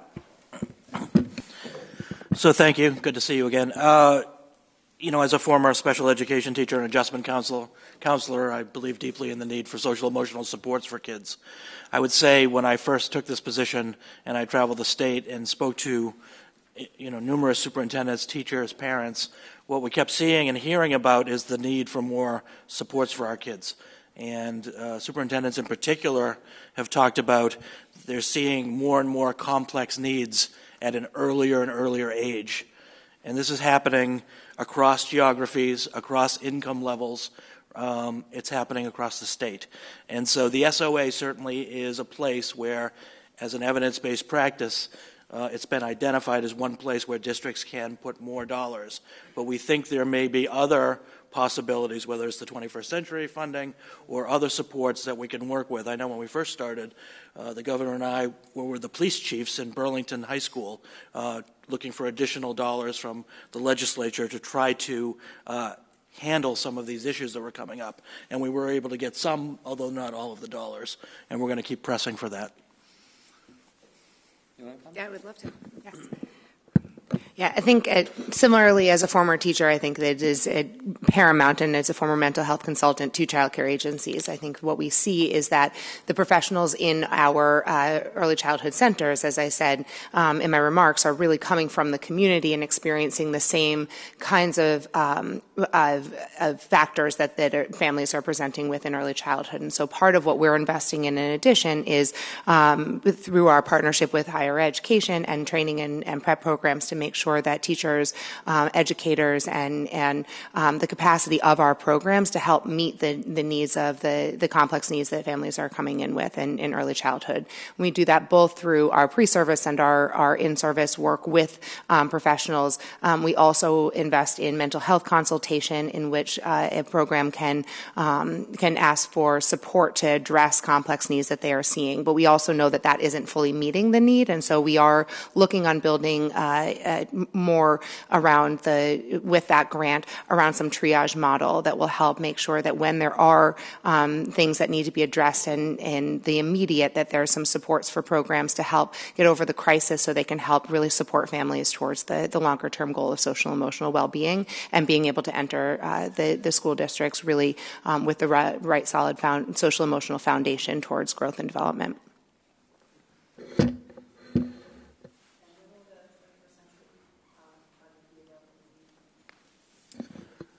So there's been a recent supplemental budget appropriation, it's my understanding, and then we're hoping that in the governor's budget going forward that will be funded as well. That is an area where we certainly could explore different and deeper supports in that area. Okay. All set, Representative? Okay. Representative Murray? Thank you. I'd like to touch on actually a couple of points that Rep. Dykema talked about, particularly with Commissioner Santiago. One of the issues that I learned about recently and actually sort of shocked me, I really wasn't aware that it was an issue, and that's the homelessness about college students. And I am impressed as to what Framingham State University is doing with that. I guess my question is, what is the department doing to evaluate that issue across the Commonwealth? Is it in fact an issue across the Commonwealth? And if so, what are the plans to try to deal with that? Thank you for that question. This is an issue that I became aware of shortly after becoming commissioner, as I went to Bunker Hill Community College and talked with students. And as you might imagine, the institutions get you the most active, the best students, as they see. The student leaders come to see you. And there were about 9 of them, and half of them, I asked them what were some of the issues they had been dealing with, and about half of them said that they had been temporarily homeless for some periods of time. And as I went around to the institutions, I found it wasn't limited to the students at Bunker Hill. It was pretty much across the state. We then commissioned a survey which looked at both homelessness and hunger among college students in Massachusetts at our public institutions, and found that yes, it is out there. It is an issue. I had never heard the term couch surfing until I talked to college students. Some of them sleep in their cars. So what we've done is really been cross-agency. We've worked with a number of housing agencies in Massachusetts. We have now 6 institutions, I believe, where community college students are being housed in residence halls, available residence halls at state universities. We are looking at trying to provide SNAP benefits for students as well, for college students as well. So it really is an interagency approach to it. We are going to conduct another survey. We continue to need to monitor whether it's growing or whether we have whether our efforts are paying off. So I would say it's early on. It's been only a few years, but it is an issue. It has now gotten to a national level. We are finding other states and my counterparts in other states asking what Massachusetts has been doing. We have gotten some funding. We have worked with food banks. There are a lot of nonprofits that are very much interested in this as well. I think, again, the partnership, as was mentioned by Rep. Whalen, the partnership between a community college, where most of the needs, they're across all three segments, but most of the needs are in the community colleges, and yet our four-year institutions have available facilities, which, because enrollments are soft, they need to fill those beds. They have to pay for those beds in any event. I think that has helped. So the institutions themselves are stepping up quite significantly. So you talk about funding and you talk about partnerships. So is there a portion of funding that's reflected in your present budget, or would we be maybe anticipating some sort of line item for this in future budgets? What we've been looking at is using funding from various sources, not only from the department, but we use that innovation fund that the performance management set aside, which now we call the Higher Ed Innovation Fund. That's where we are able to use money for discrete purposes to support usually competitive projects. So the institutions will send us a proposal, and we will see which one has the greatest merit, and we'll provide funding for that. So right now, that's, when I came to Massachusetts in 2013, that funding for that particular program was at $8.5 million. It is now down to about 2.5. It is the only fund that we have that supports innovation and allows us to try before we determine how big the problem is or how extensive it is. It allows us to try what might be working and to address the situation as best we can. So thank you. I really appreciate that question. Yeah, well, thank you. That's good information, particularly for me and probably for all of us to have in terms of that particular line item. If I may, I'd like to direct my attention to the other end of the spectrum now, to the early education, and welcome Commissioner Aigner-Treworgy. Okay, is that okay? Yes, that's great. Okay.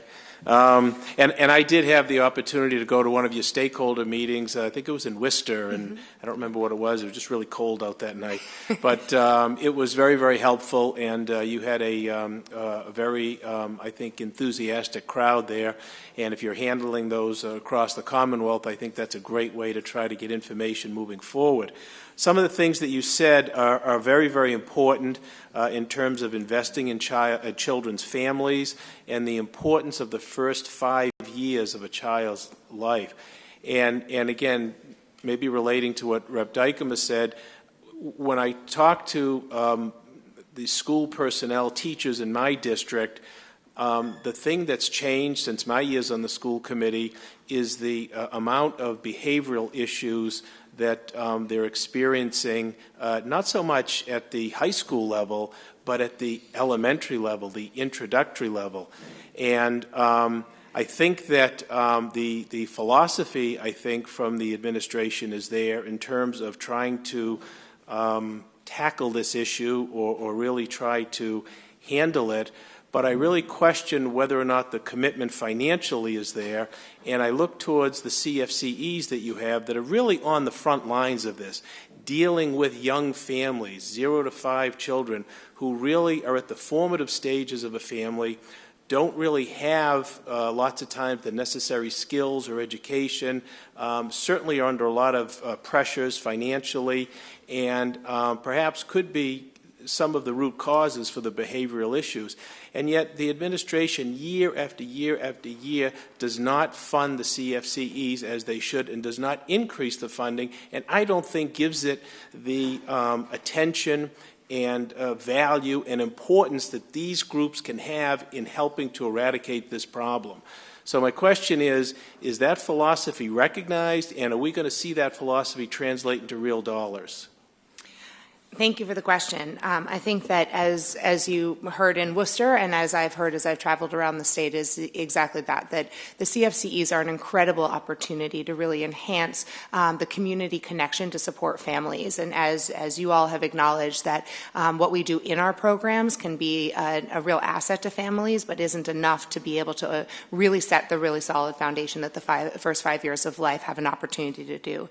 And the complexity of really addressing addressing the continuity and cohesion of this private market in early childhood is a difficult one, and the CFCs really play a critical role in doing that. And so we are really looking at the role of the CFCEs, the data that they've been collecting, and their connection not only in the community and with the programs, but also with entities that we fund, like the Child Care Resource and Referral Agencies that help people get to services as well. And so as we look at our strategic plan and our next phase of work, certainly continuing investment in the CFCEs is critical and is represented in this budget, but really understanding what increased role that they can play has been part of our learning, part of my learning over the last 6 months, and understanding how unique that role needs to be in each community to be able to really know what services are available and what ones are really impactful and meaningful to families.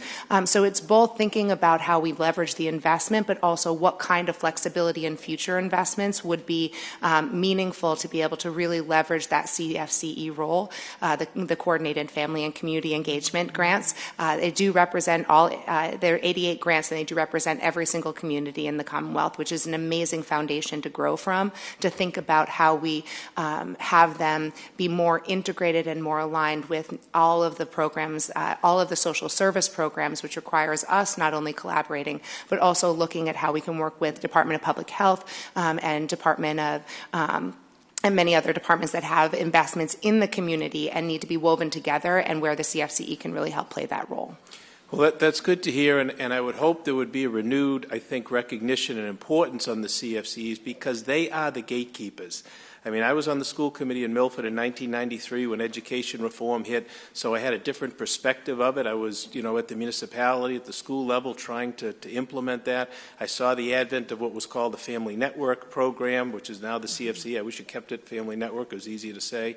But it really made a tremendous difference in our system. And I don't want to say lip service, but I mean, it seems like the right words are being said, but actions speak louder than words. And in our world, budgets are representative of dollars of value. And I think if we're going to make that commitment to early education, to family involvement, to really identifying the needs, I think a greater commitment's got to be to our CFCEs.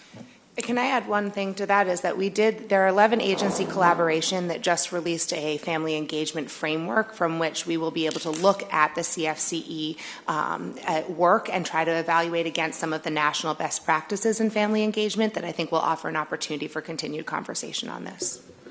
Thank you. Okay, thank you, Representative Murray. So I think everyone who wanted to ask a question. And by the way, just on behalf of Commissioner Riley, who just stood up and left, yes. He wasn't leaving out of any pique, but he needs to prepare for this call on the coronavirus with the school districts and other educational stakeholders. So we understand. He's gone, but I'd be happy to. If you have any questions that are specifically for him, I'm obviously happy to take those back to him, and we can respond at a later date. Thank you, Mr. Secretary, and we certainly understand. So we'll go back around if there are still follow-up questions, but I would ask, we do have a number of panels still to testify, so if we could sort of keep it as brief as possible. Representative Higgins. Commissioner Santiago, I just wanted to thank you for your focus on equity in our higher education system. And I know you usually get the brunt of my questions, so you're off the hook today, because I'm just really a fan of what your vision for our public higher education system and how we can move it on a path to debt-free futures for all of our Commonwealth residents, so that we can make sure that folks get a shot like I had the opportunity to go to our public higher ed institutions. But you mentioned something about how the gaps in our public higher ed attainment have widened. And Mr. Secretary, while you're here, you can't pass that off just yet. I just really want to make sure that I feel like we're missing something in my line of questioning, and it was the focus on Section 30 of the Student Opportunity Act that required an equitable and consistent manner of implementation of the foundation formula. And I just want to, I think we have two different interpretations, and I would like to add my interpretation as someone who was on the House floor as we debated this. And an equitable and consistent rollout of the foundation budget was meant to make sure that every part of that foundation formula was invested in at the same rate, that we didn't want to see special education students miss out, that we didn't want to see low-income students miss out. We wanted to make sure that, not looking at the dollars, right? We knew that this was the 800-pound gorilla in the room. It was going to be really expensive to fix this formula. It's why it took so long. but that we needed to look at the needs of our children, no matter where they were in the Commonwealth, and make sure that they were getting the resources that they needed. So we were trying to make sure that this foundation formula didn't get tinkered with to try to make it cheaper, that we needed to make sure that no matter where that kid was, if you were a low-income, economically disadvantaged kid in a gateway city, you got the funding that you needed at the same rate as any other kid with any other needs. I will continue to share my frustration that we took the lowest income kids, the kids with the least resources that this bill was meant to lift up, and the governor's proposal missed the boat in the first year of that implementation. Well, Representative, if the legislature had said we are going to phase in the increase in the head count at a 1/7 rate along with the rates themselves, then this would be a non-issue. The fact that 100% of the head count had to be implemented in its entirety in the first year made it at a requirement that we make some choices about how to ensure that there was equal dollar allocations in each of those four categories. And the rates are a piece of the puzzle, but they are not the whole picture. Right. And again, if you look at the $1.4 billion, at least in current dollars, that are supposed to flow through the additional dollars that are supposed to flow through this new foundation budget, the portion of that $1.4 billion relative to low-income students is being fully funded and even overfunded, if you will, through the governor's budget proposal. Respectfully, we knew that there were going to be a lot more kids that counted as economically disadvantaged who counted as low income, and we were prepared. I thought we were prepared to fund that in the first year. Like, I don't think that there was ever a thought that we would slowly phase in who counts as low income. Like, you're either, you have that designation or you don't. You have those needs or you don't. The other thing is, again, is if you look at the overall dollar amount in each year, if you're trying to make that reasonably consistent year over year, then given that 100% increase in the headcount for low-income students, you would have to lower the rates for across all of the different categories of healthcare, special ed, English language learner, and low-income students to make the math work. Okay. Thank you, Representative Higgins. We appreciate your passionate advocacy on behalf of our low-income students. Representative Vargas?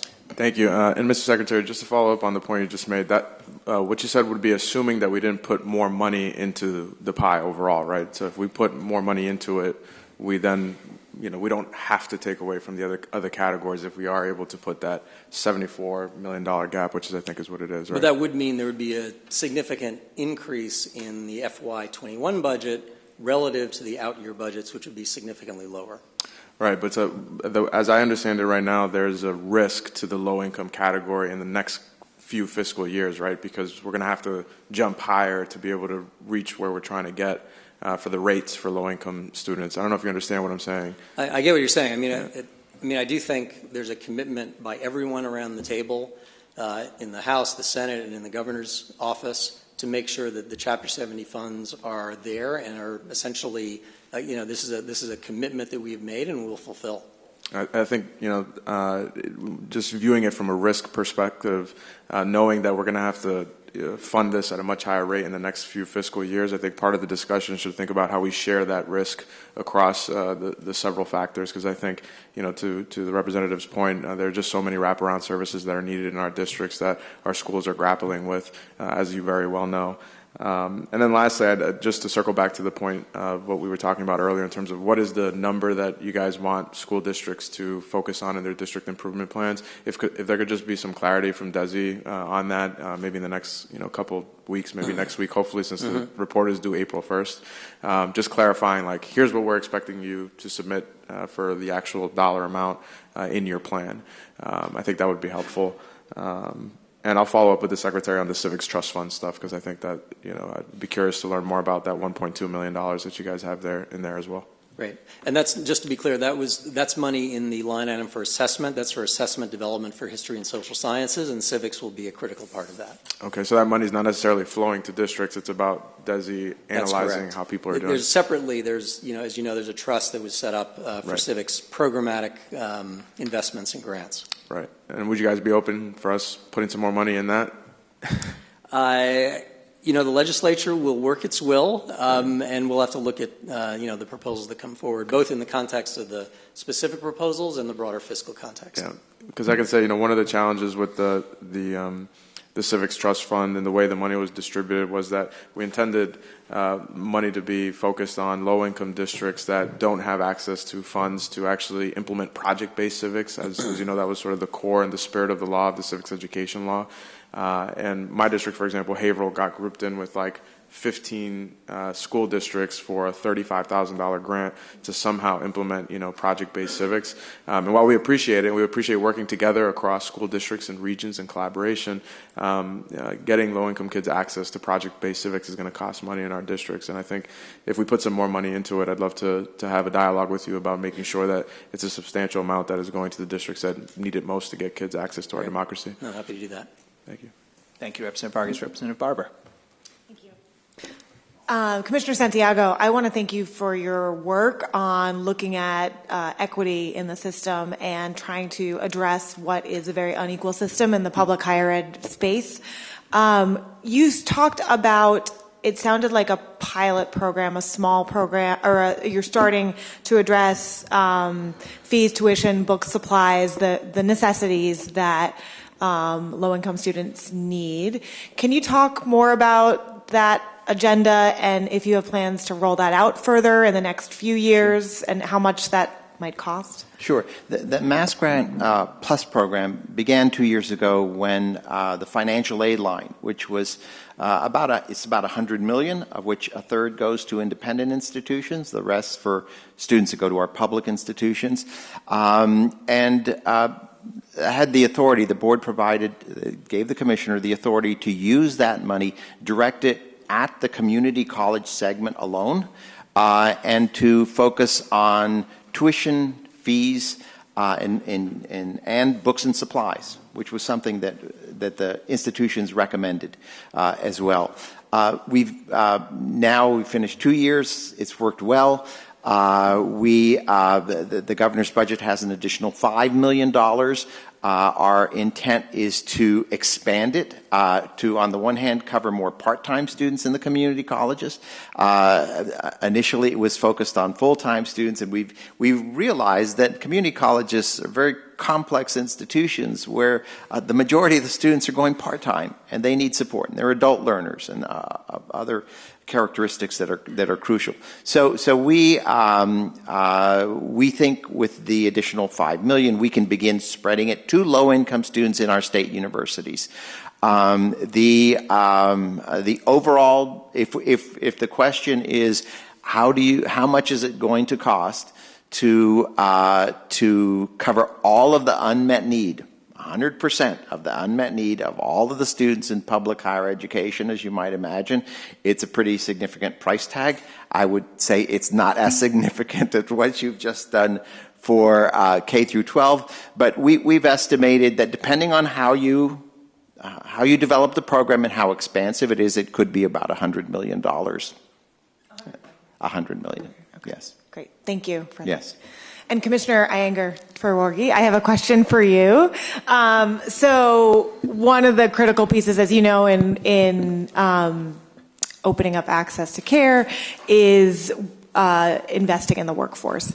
And the legislature has made, and working with the administration, has made significant investments in professional development for early childhood educators to hold on to that critically important workforce. I know some about this work from working on the Workforce Council, but you are the expert. Could you talk about how that money has been invested and also, what is needed to get us to where we need to go? Absolutely. Yes, I think that the immense amount of dedication that you all have put to increasing rates for early childhood and after-school care has been really remarkable, of being able to invest in the reimbursement rates that we put out to providers that help compensate for the operational costs, which, as I mentioned during my testimony, is about 85% humans. And so we have seen it most recently have continued to put forth rate increases with the investment you've made this year.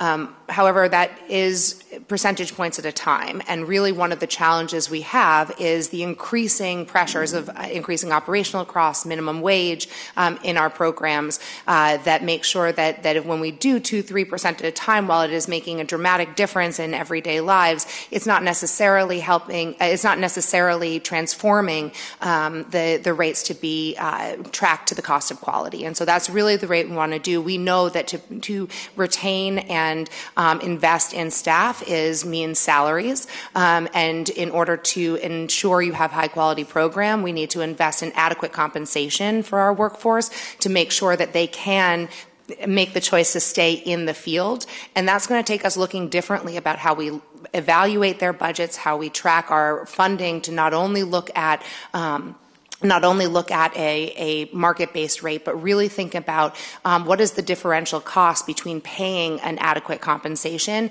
and where we are right now. And that's where this investment really does try to give us the opportunity to start to make those substantive transformations in the way we look at funding to help understand how we not just go after market rate increases, but really try to take into account the investment programs need to make in their staff in order to sustain them, retain them, and really offer that quality. Thank you. I look forward to more on that in the next few months. And thank you for your work on the Workforce Council. Okay. Anyone else? Okay. Thank you. You've been very generous with your time. So I'm just going to limit my sort of questions, comments just to two what I would call intersectional issues since we have all of you here, although Secretary, you'll have to step in for the Commissioner. But it's a good opportunity to raise some things which really cut across the levels. So my first one, which really cuts across K through 12 and higher ed, is the critical issue of how we increase workforce diversity in our public schools. If Commissioner Riley were here, he would probably tell you, and I think he did in his testimony last year, that there's a solid evidence base that for children of color, having just one teacher of color improves their success in school and their life outcomes. And I would venture to say for white students, also having teachers of color is powerful and important as well. So Commissioner Riley has proposed some changes around the teacher licensing, the MTEL, and I applaud the thinking around that, although obviously we need to make sure we don't lower our standards, but there's ways to do that. But the bigger issue, I think, is the gap in students of color in our colleges and universities who don't think of teaching as a career. And you see a big drop-off there in terms of who even pursues a career. So thoughts around strategies that we should be using to increase diversity within our workforce in our public schools. Thank you, Senator, for that question. It's timely, it's appropriate, and it is a real challenge for us. On the positive side, I think DESE and DHE have been working very closely on this issue. The numbers can be quite bleak. When we see the changes among our student population and realize that 42% of the students in K through 12 are students of color and only 8% of the teachers, there's similar patterns in higher education.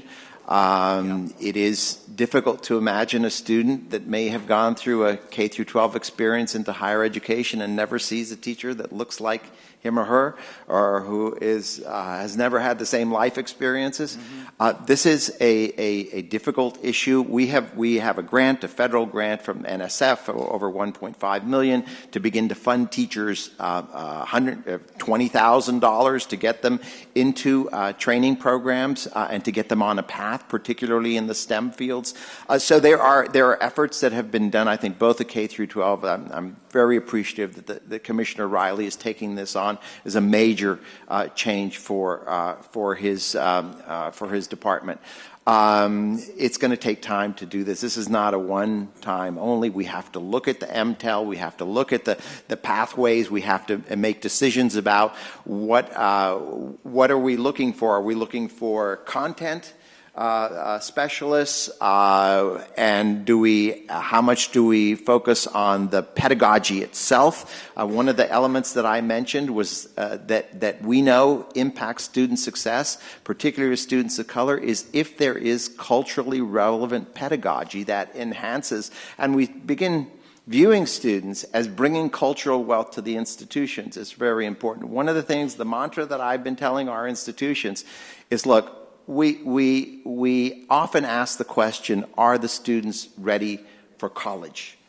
In other words, college-ready students. And I'm trying to change the narrative at our institutions, which is, do we have student-ready colleges? Are our institutions ready to support the success of students that are coming to us in increasing numbers from low-income communities, students that have been disadvantaged for many years in the higher ed system, but that we need as an economic imperative for Massachusetts. And it's our challenge, and getting a more diverse teacher corps all through the ranks is hugely important for that. Thank you very much. And you're right, this is part of a larger issue of how we support our students from disadvantaged backgrounds to succeed in higher ed.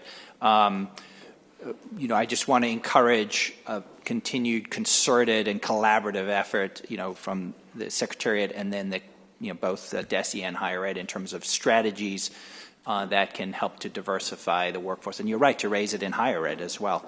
And also feedback back to the legislature as to what we can be doing to better support those efforts, because this is a tough problem to solve, and we're all in this together. But Mr. Secretary, you wanted to add something? I just was going to quickly add. So first of all, just to thank the Commissioner and Commissioner Riley in his absence for working together on this project. They both have some resources that they're trying to use in a collaborative way and an aligned way in order to maximize its impact.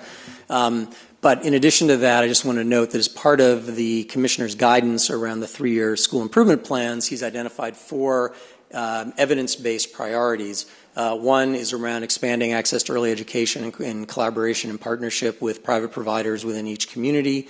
Another is research-based approaches to reading instruction in order to move us towards early literacy and third-grade reading proficiency. A third is early college programs, and a fourth is the diversification of the teacher corps. And that shows you the level of priority that he has given this issue. Getting back to the research that you cited, it's clear that in terms of gap closing, we have to address this issue as part of a multi-pronged approach to making a real dent in it. It's going to take time. There's no question about it. But it can't just be a state effort that's run, out of the 2 departments. It has to be something that our institutions of higher education take seriously and integrate into the core of their work, but also within our school districts around the state. And we need to think about it also in a regional way, because for many school districts, their ability to recruit and retain teachers of color is just very difficult and beyond their capacity if they act alone. But in terms of trying to make a bigger dent, they need to be started working together, and the extent to which the state, through DESE and through the Department of Higher Education, can help support that, I think that'll make a big difference. Great. And you are right to reference our school districts, particularly our gateway cities, and in fact right here in Malden, the Malden Public Schools are looking at ways to encourage their graduates to think about a career in education and to find ways to support them to come back after college. So I think those are also great initiatives. So my final question, which is also sort of intersectional, and the Secretary just referenced this as another priority that Commissioner Riley has spelled out in the guidance around the Student Opportunity Act, relates to expanded access to high-quality early education. And, traditionally our K through 12 public schools have had some responsibility in early ed, at least with 3 and 4-year-olds, but typically more around students who have special needs. We are now talking about and looking at a much broader, more significant responsibility for our public schools in terms of thinking about how to support students and families in getting high-quality early ed that's aligned with, the curriculum, tying into third grade, success in literacy and other goals. That does present some challenges because we do have a completely separate early ed system. It's a mixed system, and how are we thinking about that level of coordination and collaboration between our K through 12 system and our early ed system? Certainly, at the departmental secretary and a commissioner level, and then on down from there. Just wanted to give you a chance to share some thoughts on that, what some of the challenges are there, and how we sort of, how we address those going forward, so that there really is a partnership and not competition, should we say? Absolutely. Absolutely. And to be clear, this is an issue the entire country is grappling with as we look at the existing system of early childhood education, which is fragmented and bifurcated. And as in school districts are investing in early childhood education because it has the transformative approach to child outcomes, we do have to think about how the entire mixed delivery system that includes childcare agencies, family childcare homes, and all of those supports for families beyond what's offered in the out-of-home care and the school day, through the community collaborations, are really vital to making sure that we are not missing the opportunity around this investment. So while I think that the historic opportunity of building on the Student Opportunity Act is really where I feel privileged to be able to lead this department, we're trying to learn from some of the investments we've made through CPPI, as I mentioned during my testimony. We've brought SchoolWorks on, who will help us take an aggregated look across these 9 communities and look in really specifically around 3 key areas that I think will spend time understanding, and then as school districts begin to look to invest in early childhood in a variety of ways, really try to provide some lessons and some models that can make sure that we are supporting the entire community. One of the challenges we have in early childhood is that our private market often has balanced the very costly expense of doing infant toddler care with the much more cost-efficient preschool classrooms that can have larger ratios and group size, because that is more developmentally appropriate in the later ages. So what we've seen across the country is as school districts invest in preschool without the response on the early childhood side, we see a destabilization of the comprehensive programming that's needed to make sure that children are truly leveraging these early years. So we're looking at, through this, really how we think about that financing model, and where are there ways that our grants at EEC can collaborate with the investments that Student Opportunity Act is providing to school districts, to make sure that we are thinking about that really comprehensive approach where we need to adapt to be able to, for example, pick up some of those birth to 3 services where school districts may be picking up preschool. We hear all over the state that programs can't afford to provide infant toddler care because our rates are not competitive with the preschool rates. And so really trying to think about where our policies, regulations, and encouragement can happen to build that real whole comprehensive system instead of create a competition for 4-year-olds. The other thing we're looking at is, what does it mean to have an aligned metric of quality? So what does it mean to really think about curriculum, social emotional development that doesn't transition or doesn't disrupt across different systems? And so we're looking and working closely with DESE and the staff at DESE to really think about how we align our curriculum requirements or our curriculum approaches and really in developmentally and academically rigorous ways that have a meaningful impact of the continuity of children across the birth to 8 spectrum.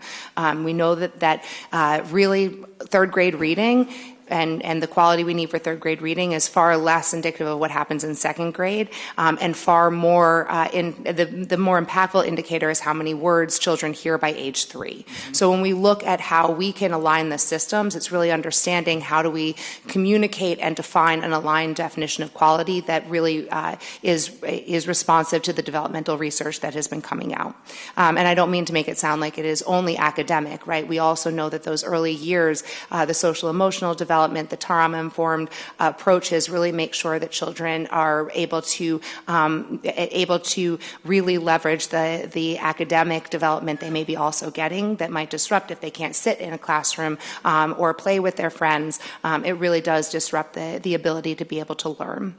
The other thing we're looking at is how can we foster and promote collaborations within communities, because as Representative Murray pointed out, there's a huge need for some hubs around collaboration, but there is also a very individualized approach we have to take to that to make sure that school districts and the really unique early childhood landscape that they are embedded in each community, that we are able to provide the supports that really help build the relationships on the ground, because those those are the things that break down the communication barriers that often stand in the way of being able to be able to not see it as a competition, but to be able to see how do we work together to transition children. So the CPPI grant, for example, has really either helped initiate or help accelerate a lot of really robust community collaborations, and we're trying to understand better what kind of data we might be able to collaborate and providing for them to help make sure that not only are they building the relationships, but they're able to have the information that they need to make those relationships as impactful in impacting student outcomes.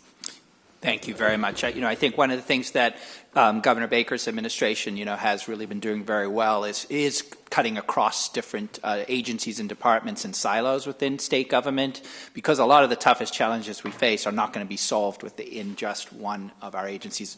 Workforce Skills Cabinet is a great example, but we're also seeing these issues and challenges in our, just across our education system. So I just want to applaud that, and I want to really encourage continued collaboration, at the board level, the commissioner level, the staff level, and tell us in the legislature, what we need to do differently or better to support these efforts through policy, updates to things that stand in the way, funding, of course, because we want to really accelerate these efforts. So, again, thank you for your testimony today, Secretary Peyser, Commissioner Santiago, Commissioner Aigner-Treworgy, and of course Commissioner Riley and your staff and teams. We really value the partnership and look forward to continuing to work closely with you as we put together continue to put together the fiscal year 21 budget. So thank you. We're just, for the benefit of members and those in the audience, we're just going to take a couple-minute recess, literally just 2 minutes, and then we will be hearing from the next panel on higher education. So thank you. There, Christine?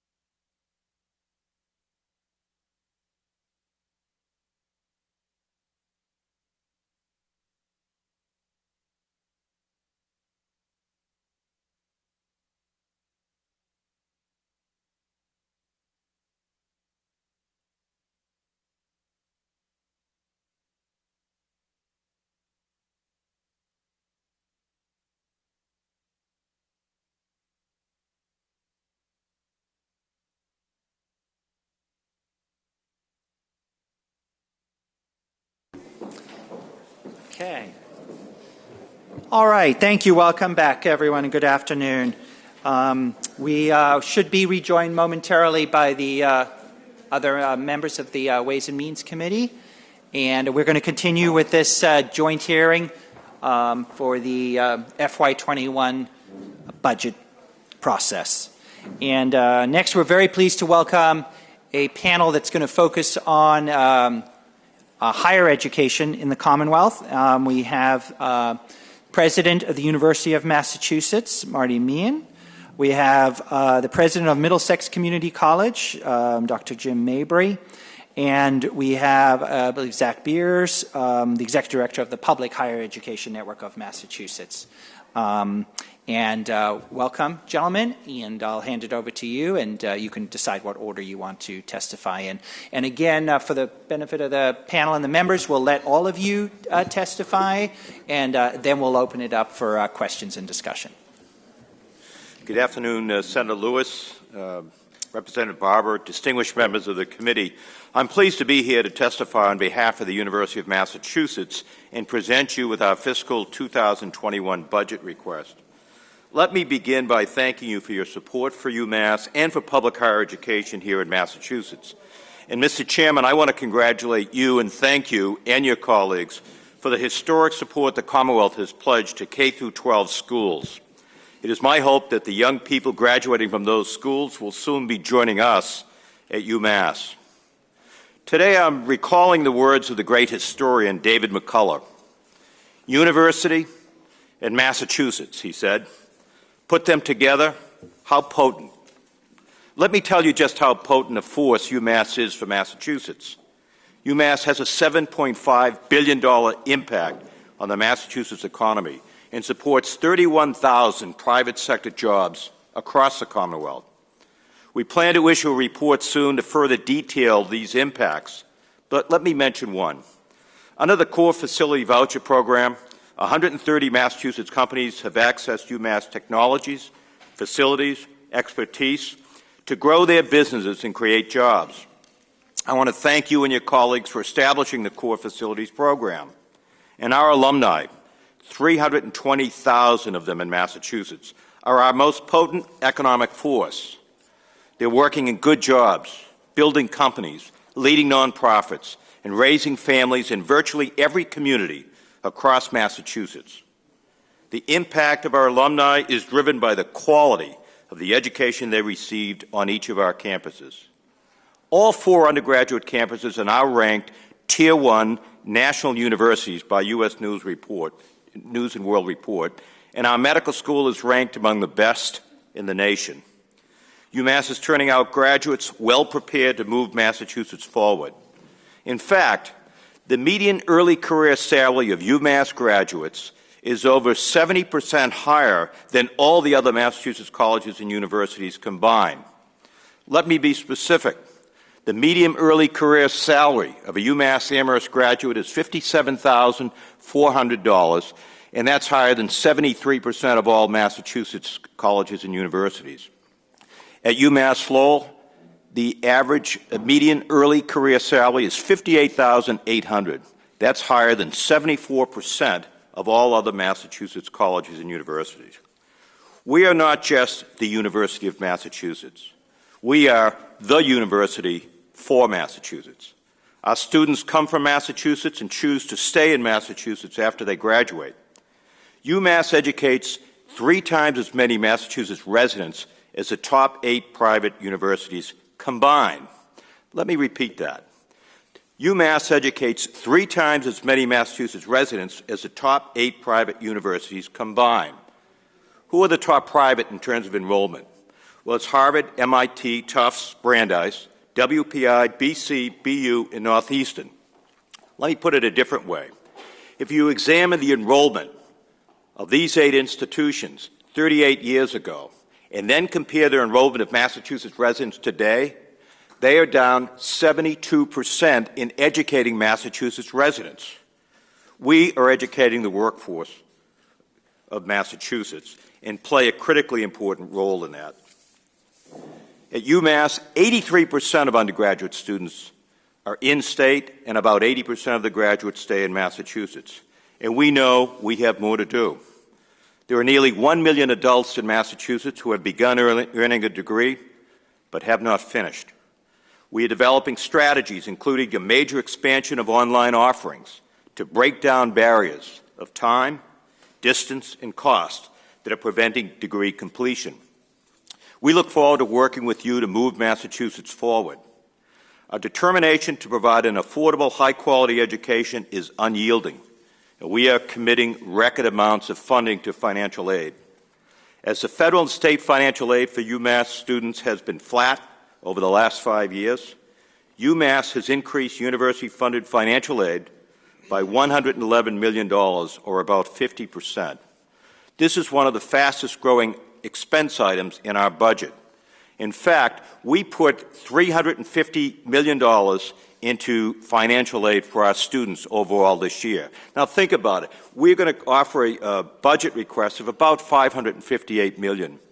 We're going to put in $347 million into financial aid for our students this year. The per-student state appropriation has declined by nearly 16% over the last decade.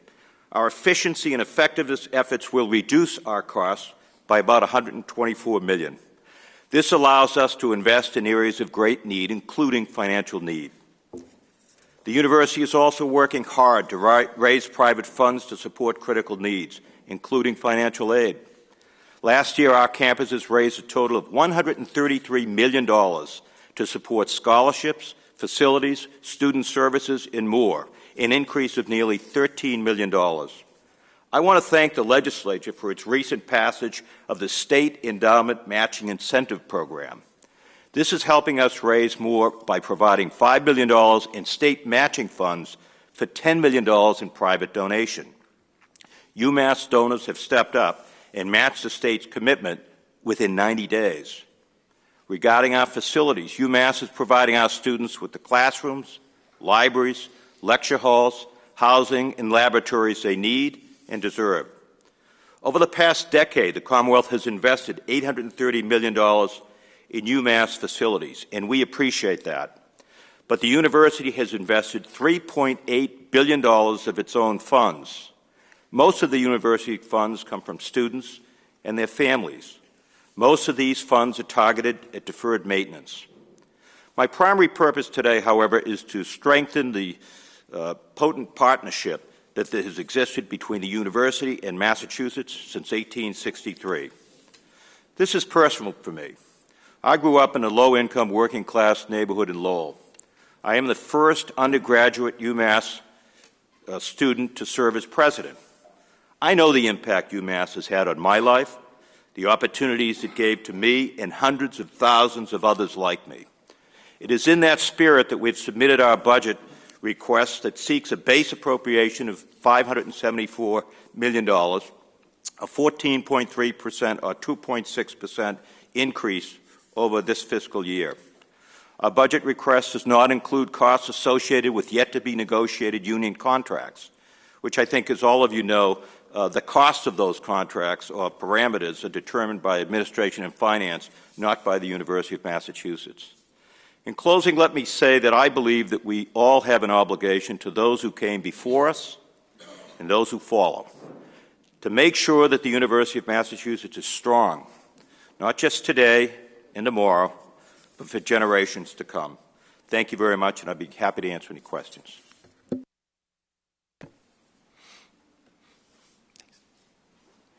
Go ahead. Mm-hmm.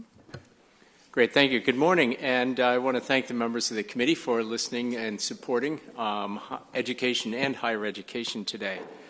I'm Jim Mabry, and I'm president of Middlesex Community College. We have campuses in Bedford and Lowell, and I'm also chair of the legislative committee for the Council of Presidents.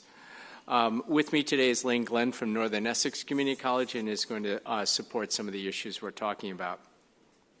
The 15 community colleges serve 150,000 students in the Commonwealth. 50% of all undergraduates attend community colleges. The majority of the students of color go to community colleges. And I want to support what the Commissioner is doing with his equity agenda And note that the diversity he's talking about 10 years down the road in high schools, those are the numbers at community colleges today. We're very diverse institutions. The core of our students are low income. Many are first generation. And these are part-time working adults. They show their courage every day just by showing up for class. We are part of a high-quality higher education system in this state. As President Meehan talked about, the UMass system is comprised of world-class research, one universities, turning out students who will power the economy in the 21st century. Students who transfer from Massachusetts community colleges into the UMass system graduate at the same rate and with the same GPA as students who start in the UMass system. But they have saved more than $20,000 by that point. So I could argue who's really smart here. 95% of our graduates stay in Massachusetts, and they will always be the core of the workforce. Despite this success, our per-pupil funding has declined by more than 30% in the last 15 years. In 2000, the state paid 70% of the costs of going to college. The student paid 30%. That has flipped. And it's not because we're getting more expensive. It's because the cost is being shifted from the state to the student. Disinvestment in public higher ed is a big worry for us because the direct costs to students are rising, and we risk pricing our students out of higher education. As institutions who accept everyone, that hurts and that impacts our mission of access and excellence. There's recently been significant research that shows the impact of this disinvestment. The Federal Reserve Bank of Boston pointed out that there were 21,000 fewer community college graduates over the last decade because of this, and that the per-pupil appropriations are nowhere near the 2001 level. Because many community colleges have higher concentrations of racial minorities and low-income students, these students are more likely to be impacted and miss the opportunity of going to college. We want these students to come in, be supported, and gain a career and move up that that career ladder so that they can positively impact the communities that they live in. So we recognize that there are difficult realities out there for the legislature and for this committee. And for this budget cycle, we're emphasizing several key investments in community colleges. The first and foremost is just additional funding for our operating lines. This is critical.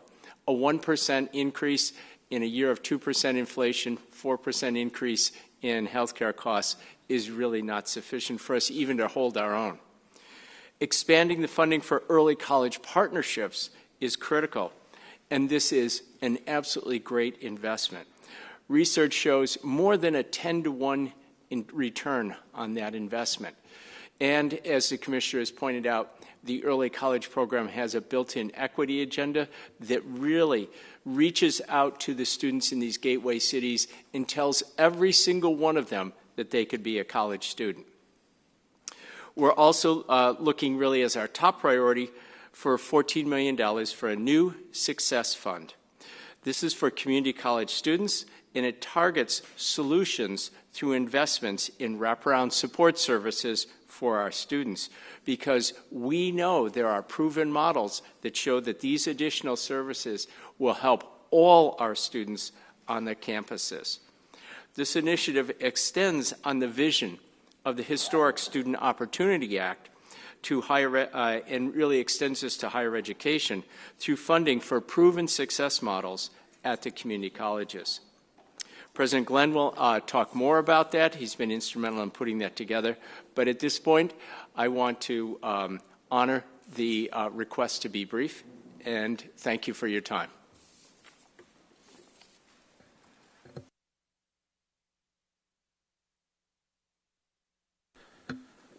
Well, I was hoping I'd be the brief one, but thank you all for holding this hearing today. Thank you to Senator Lewis and Rep. Barber, Vice Chair Arciero of the Higher Education Committee, my predecessor, Representative Higgins, the former Phenom Director, and all of you. And I also want to thank the students, educators, family members, community members who have been calling you, emailing you, and really saying that it's time to fund our future. I also want to thank Dr. Mabry and President Meehan. I don't need to tell you how important now that our colleges and universities are to our communities and our economy because they just did it. My name is Zach Bears. I'm the Executive Director of Phenom, Public Higher Education Network of Massachusetts. I'm a city councilor in Medford, and I have $25,000 in student debt from UMass Amherst. 5 years ago, I had $30,000 in student debt, and I've made 5 years of full payments on time, and most of those have gone to interest. I've paid down $5,000 in 5 years, and I tell you, I've spent a lot more than that. We're here because students can't afford college in the richest state, in the richest country in the history of the world. And not private college, not $70,000 a year. UMass, community college, state universities, the public system that's supposed to be there for people from working class neighborhoods. Buildings are crumbling. We have deferred maintenance. A lot of staff and faculty are doing a lot more work than they used to because there are a lot fewer of them. Adjuncts are teaching upwards of 70% of course loads at some of our community colleges, and many of them, if they're working part-time at multiple campuses, don't have access to GIC. They don't have access to health care benefits. I can rattle off the statistics. We have the fastest growing cost of public college in the entire country, according to the New England Board of Higher Education. Relative to the strength of our economy, the 48th worst public funding for public higher education. Almost $40 billion in student debt held by over 1 million families, people and families. Growing populations of students facing hunger and homelessness, and we're not talking 1%, we're talking 20%. And of course, why I'm here is the $600 million, or the 32% per student inflation-adjusted cut in funding for our entire system, community colleges, state universities, and UMass since 2001. When President Meehan was in school, I think tuition and fees were about $1,000, and that's at UMass Amherst.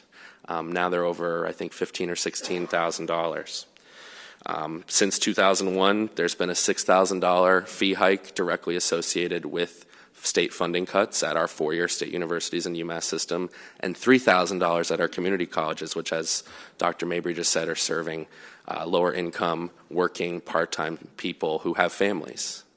Thousands of dollars a year is not an easy ask for people who are just struggling to keep food on the table for their families. So I'm here, though, because we know what we deserve, and we deserve better. Students, workers in our communities deserve to have the funding that's been cut over the past 2 decades restored so that our public colleges and universities can do the job that they've been intended to do. We have a bill called the Cherish Act, which would, of course, address this problem over many years. It's based on the Higher Education Finance Commission, the much less well-known friend of the FBRC from 2014. But what we're asking for this year is that we start now. Maybe we won't have the Cherish Act passed, maybe we won't have a formula in place, but we need to start now. So we have a budget ask. Phenom, our Fund Our Future campaign of over 40 organizations, and many other coalition partners, including college and university presidents, have signed on. We're asking for $120 million in additional funding for public higher education in this year's budget. That goes significantly above House 2. And our plan would include a variety of things that have been talked about today. First, we address affordability by increasing funding for the Mass Grant Plus program by $20 million this year. We also propose creating a $6 million per year program to cancel student debt for public college graduates who want to teach in our public schools. I think that was just discussed on the previous panel. This would especially focus on this issue of teacher diversity because, as we just heard, our public colleges are serving the students of color who we want to be teaching in our public schools. But student debt is a huge barrier. It's very difficult if you're in $30,000 or $40,000 of student debt to be asked to go do starting teacher salaries, especially in communities that are just starting to get money from the Student Opportunity Act, that didn't have competitive salaries and may now with the infusion of funding that they're getting. The second piece that we look at is access to health insurance for adjunct faculty, which I mentioned. We would We've estimated that it would cost $13 million to provide that health insurance access to the adjuncts who currently don't have it. And we also think that the adjunct faculty should have pay parity with the full-time tenure track faculty. And we estimate that starting with our community colleges, we can do that with about $7 million. One of the huge issues with deferred maintenance and capital cost is now the impact that they're having directly on operating budgets of our campuses. They're crowding out investments in critical wraparound services and programs that students need. And finally, and I think the most important thing that we're asking for, and I think what we're all asking for, is a maintenance budget. In our $120 million plan are the line item requests of the UMass system, the state university system, and the community college system. Those requests are what is needed to maintain current program and service levels without raising tuition and fees for yet another year on students and families across the Commonwealth. We've come together, Phenom, with the Fund Our Future campaign, unions, community partners, faith leaders, and just regular people across the state who are fed up. We've fought and won the biggest investment in pre-K through 12 education in decades. We're going to have the best funded system in the country going forward and with the most progressive model. But we've decided that that's not enough. We have to turn our energy and focus to our public colleges, because what we're going to say now, and we have students who spoke at our advocacy day at the State House on Monday. We're starting high school chapters because this problem starts before you're going to college. A high school student who said, this state, if they pass a Student Opportunity Act but they don't fund higher ed, it makes me feel like they only care about me until I walk across the stage with my high school diploma. So we're turning our energy because we don't want to send K-12 students from the best funded public school system in the country over an education cliff into one of the most deeply underfunded public higher education systems in the country. We need to fund public higher education so it can serve the needs of everyone in our Commonwealth. Thank you. President Glenn, did you want to share a few remarks or just help answer questions?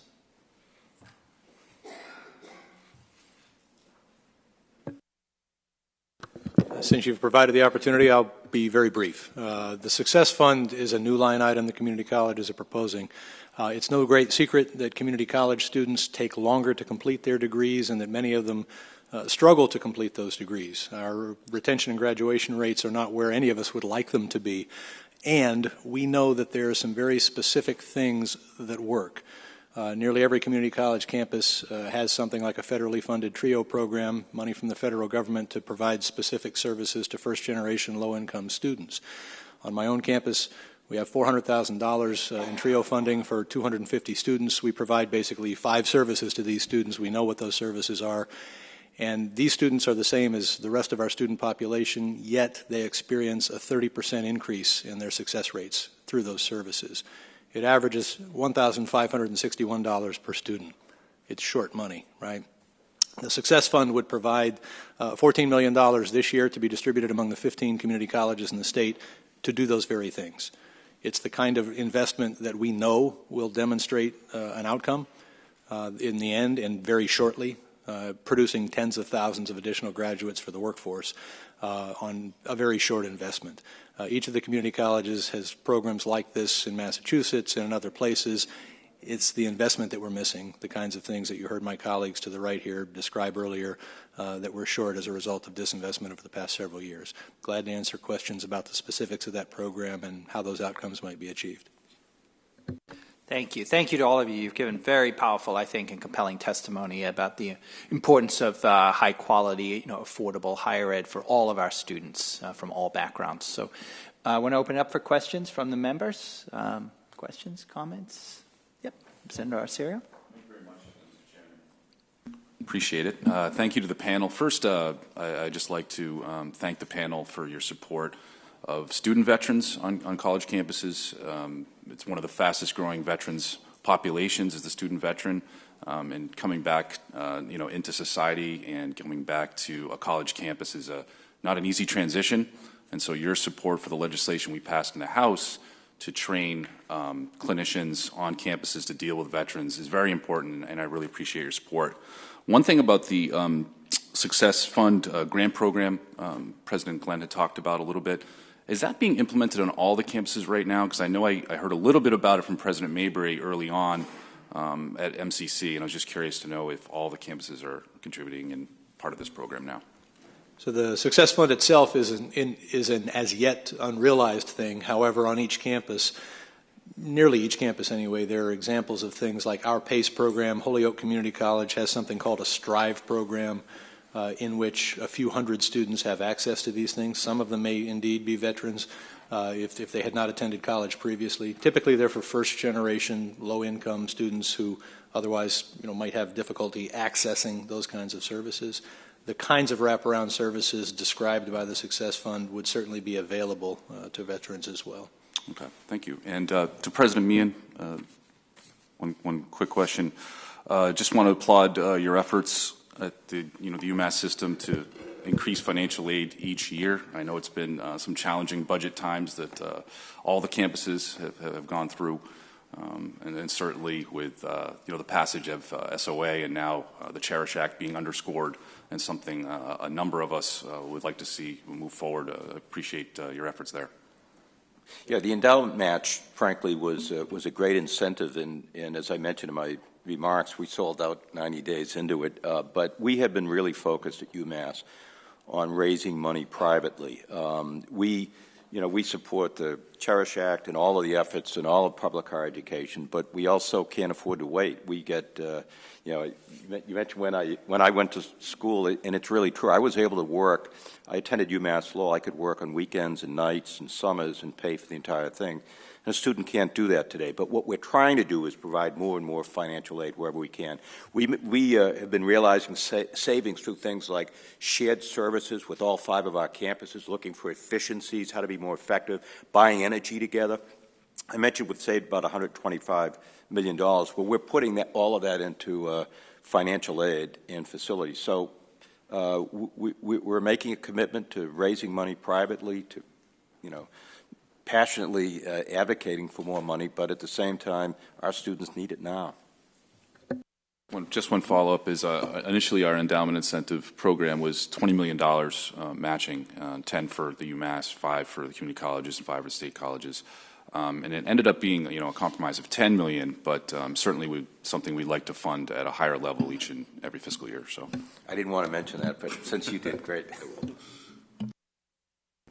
Representative Sarah, we would support that as well. Thank you, Representative, for your leadership on that program. Anyone else? Yep, Representative Dykema.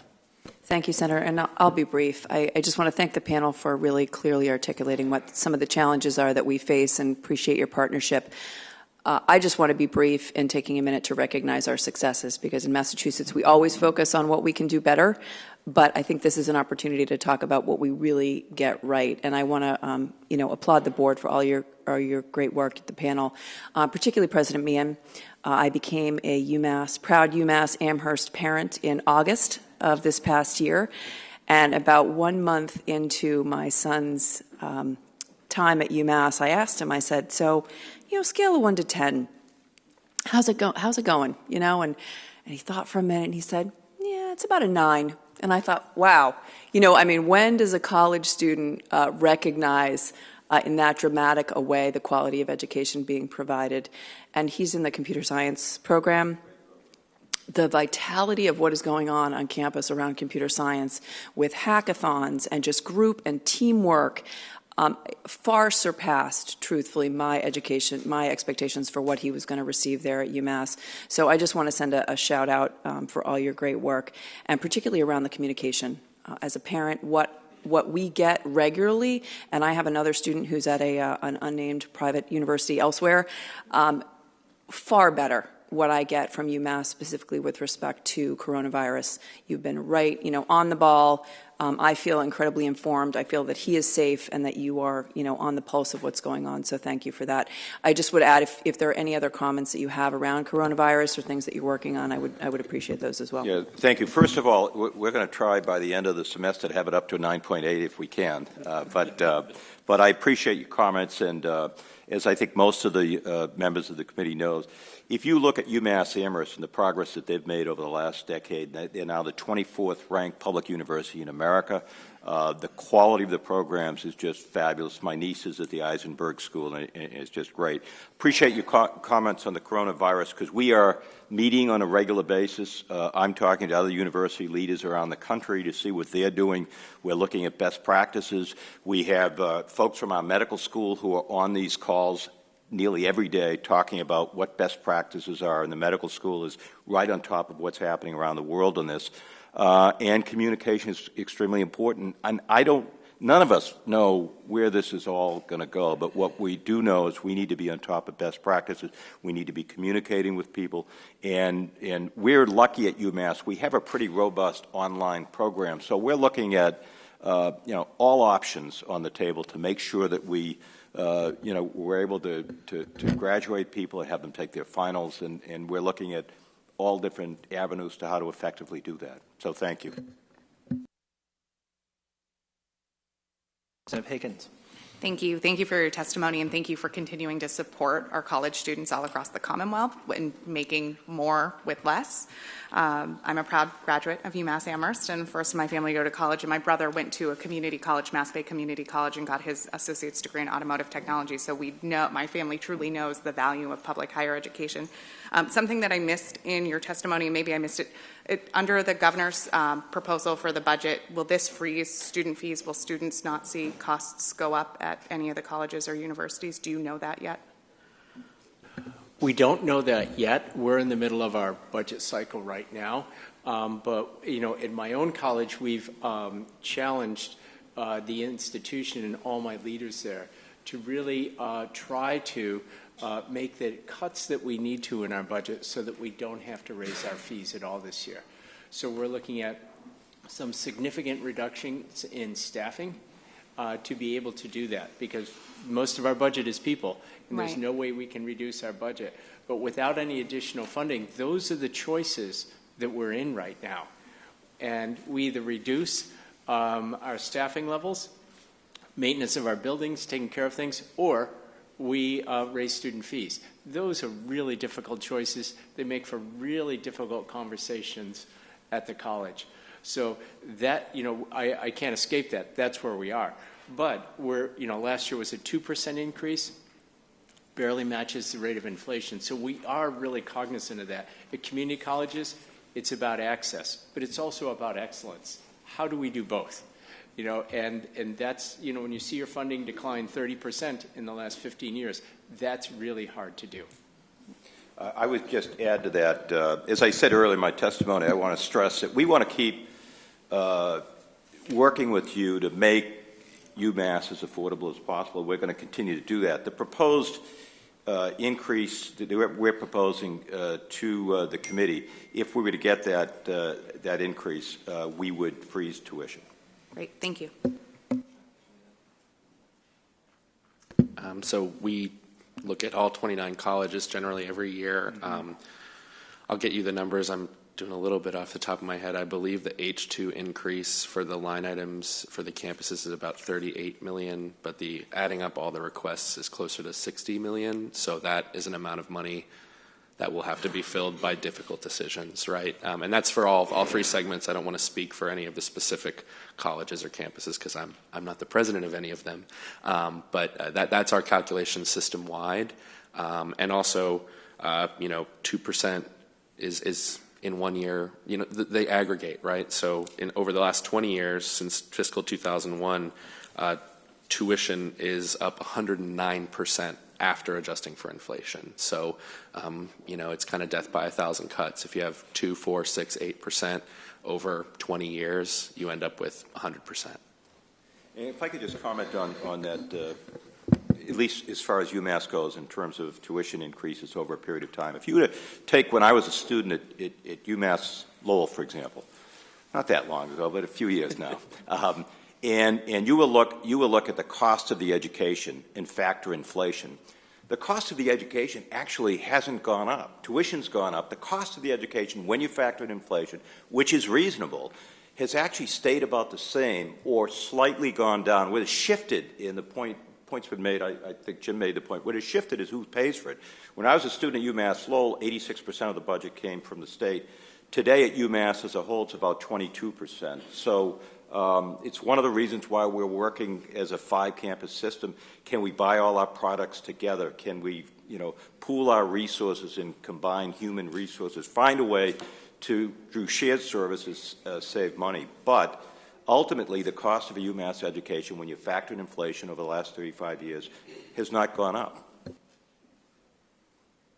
If I could touch base on that, again, that's absolutely critical point that when people say we're getting more expensive, well, not really. It's just being shifted who pays for that. And I think that's critical to recognize. But again, we look all the time for those efficiencies. We work together as a 15-campus system through our PACE initiative to purchase things, to go into contracts together. We work with our partners, whether it's UMass or State University, it depends. We have all sorts of relationships with UMass, even housing some students in the Inn and Conference Center there as they come to us for 1 or 2 semesters before transferring. So there's a lot of different arrangements there that really work to, reduce the costs. But again, the funding, the base funding just is not there. All set? Anybody else? All set? All right. Well, thank you again. And just in closing, thank you all, not just for your testimony, but for your, your strong leadership of our public systems. You've certainly made the persuasive case of why it's so important to the future of our Commonwealth. And I think it was President Meehan, you talked about the percentage of graduates that our private colleges were churning out years ago that were serving Massachusetts, and now that's completely changed, right? They're serving many foreign students, and it's our public system that's really serving us. And then I think there's no question, that we are underinvesting, in public higher education. And, my hope is that we've recognized that in K through 12. We systematically tackled that issue. It took a long time, but we've made real progress there. We need to do the same thing in public higher education. I think that's no question about that. So we have to work together to make that happen. Mr. Chairman, just if I may, on that point, I have enormous respect for the private institutions that are here, but we are an innovation economy. We need Massachusetts residents to get a high-quality public research education. So I think, though, I look at when I was a student at UMass Lowell, political leadership of the state had this kind of feeling that, well, UMass is that's for kids that either can't get into the privates or can't afford to go to the privates, either one. Today, the paradigm has shifted. It's why I mentioned the data on private institutions today. Most of those 8 private institutions, they're attracting students from all over the world, all over the country, and it's a good economic argument why an investment in public higher education is so important. And I also want to close because both of these presidents I have worked with very closely, both as my time as a president of the system and also as an 8-year chancellor at UMass Lowell. These are 2 outstanding leaders. I'm a big believer in community colleges. They are diverse. We increase our diversity at UMass by getting great students from the community colleges to come to UMass. So both of these folks and all the community colleges do a great job. Well, that's a great point to end on because we talked about the commissioners, the collaboration across different levels, and the same thing happening here across different institutions. Our community colleges, our public universities, UMass is critically important as well because we need to put the students and their families first, and I appreciate your doing that. All right, thank you very much. All right, the next panel we're going to have is going to discuss issues and funding and so on related to K through 12, and that panel we're very fortunate to have representing the Massachusetts Teachers Association. We have Deb Gesualdo, who is the president of the Malden Education Association. From the Massachusetts Association of School Committees, the executive director Glenn Kuchar, and from the Massachusetts Association of School Superintendents, Mary Bork, director of Government Affairs and formerly superintendent in Chelsea. Welcome, and over to you.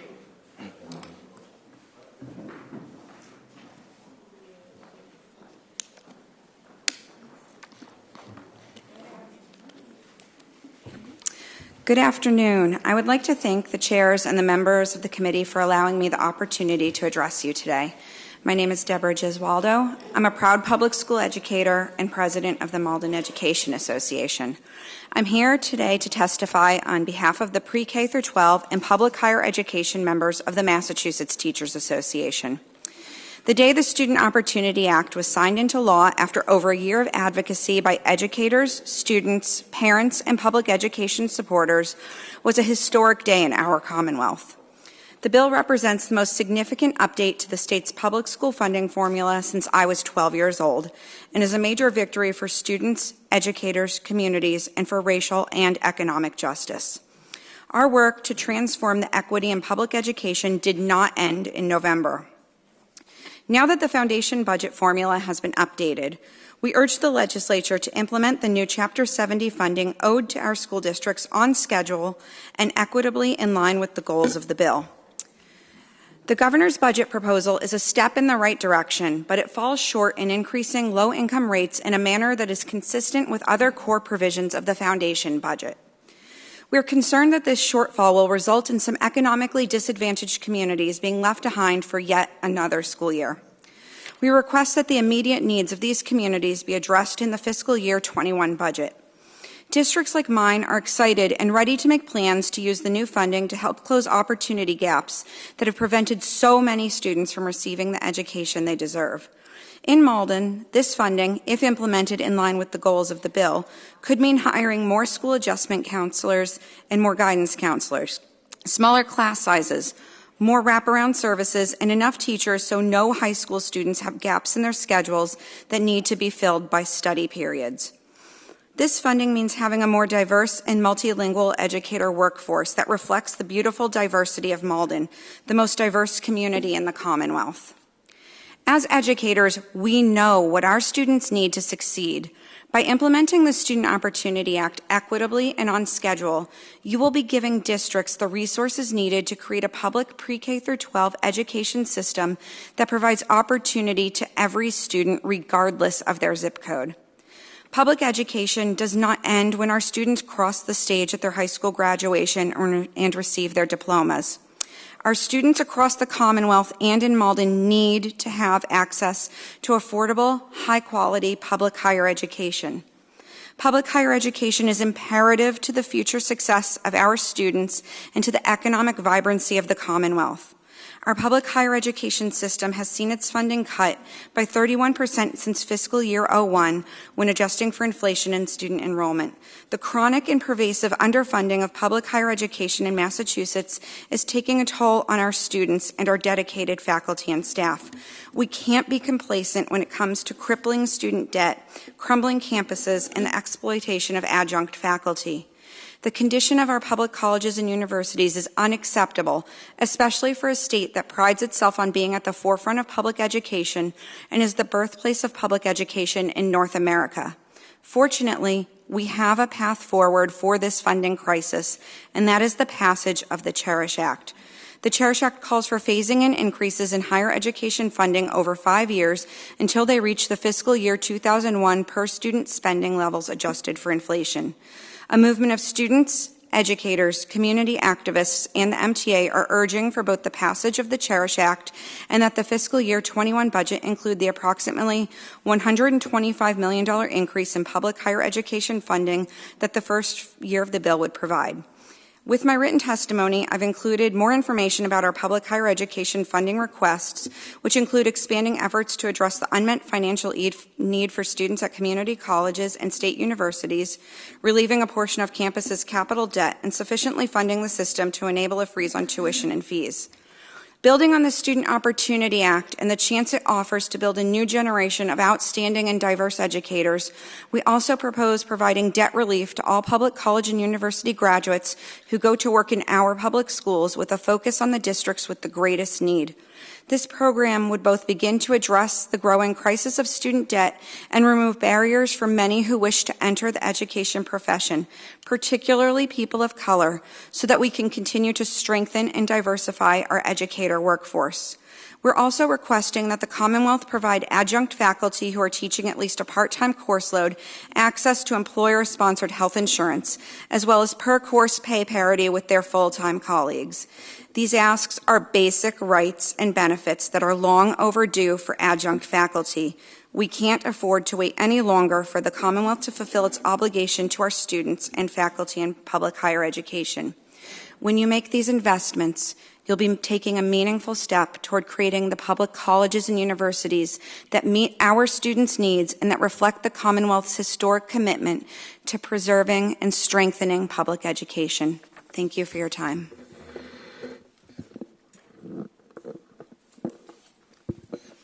Thank you. Good afternoon.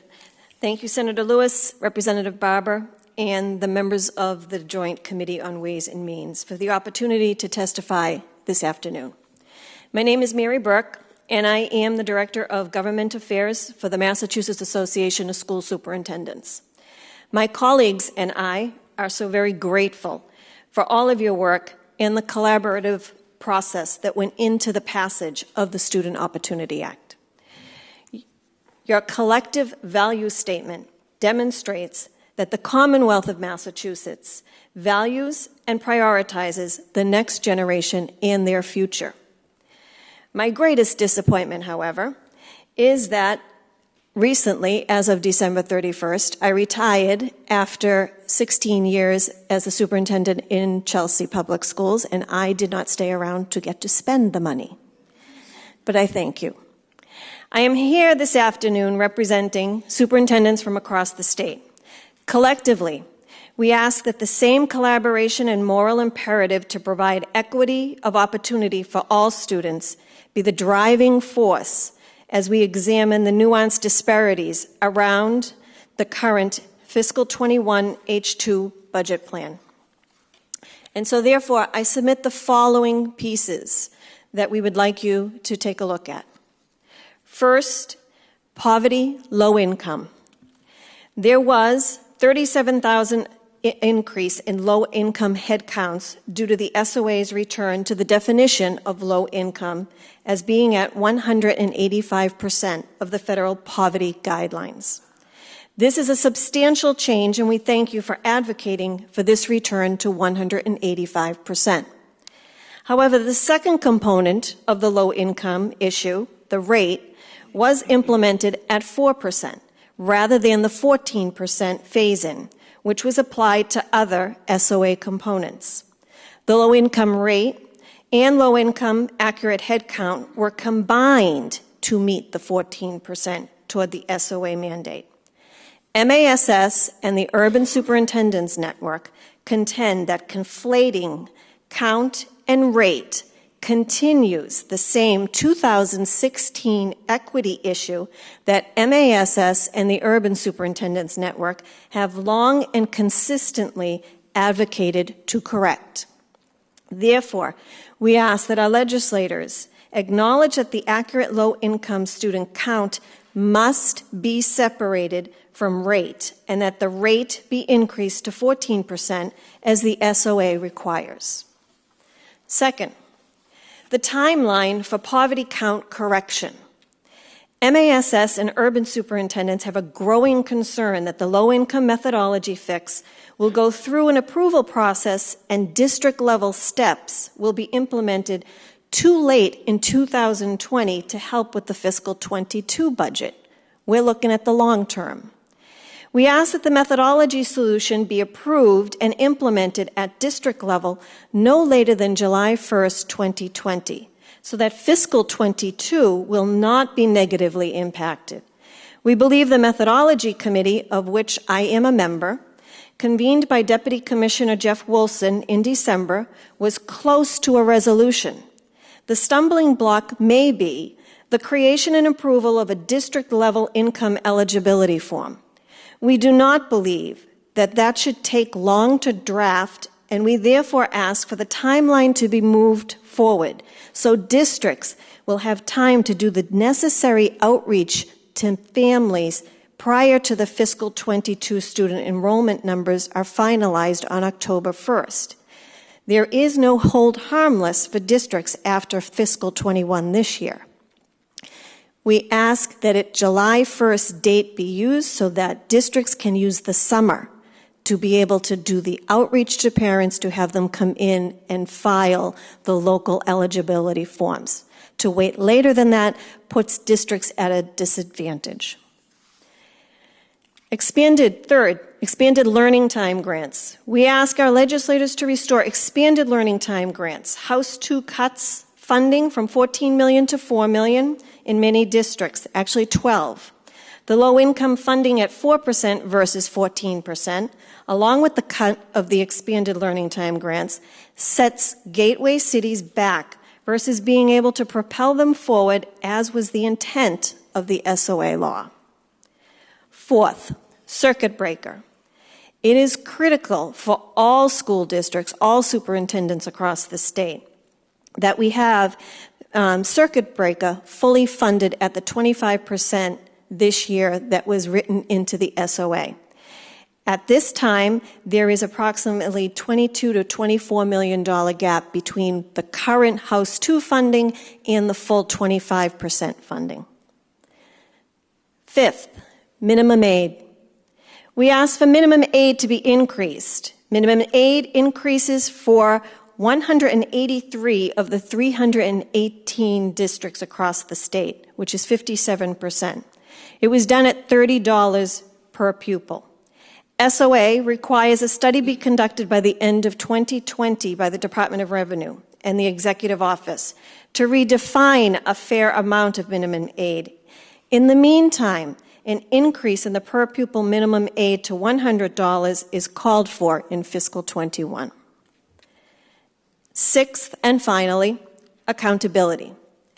We ask that you are mindful of and monitor carefully how much time superintendents and their teams are having to dedicate to fulfilling the requirements of SOA, both in the short and the long forms. We should learn from this first year and adjust in the out years for efficiency and efficacy.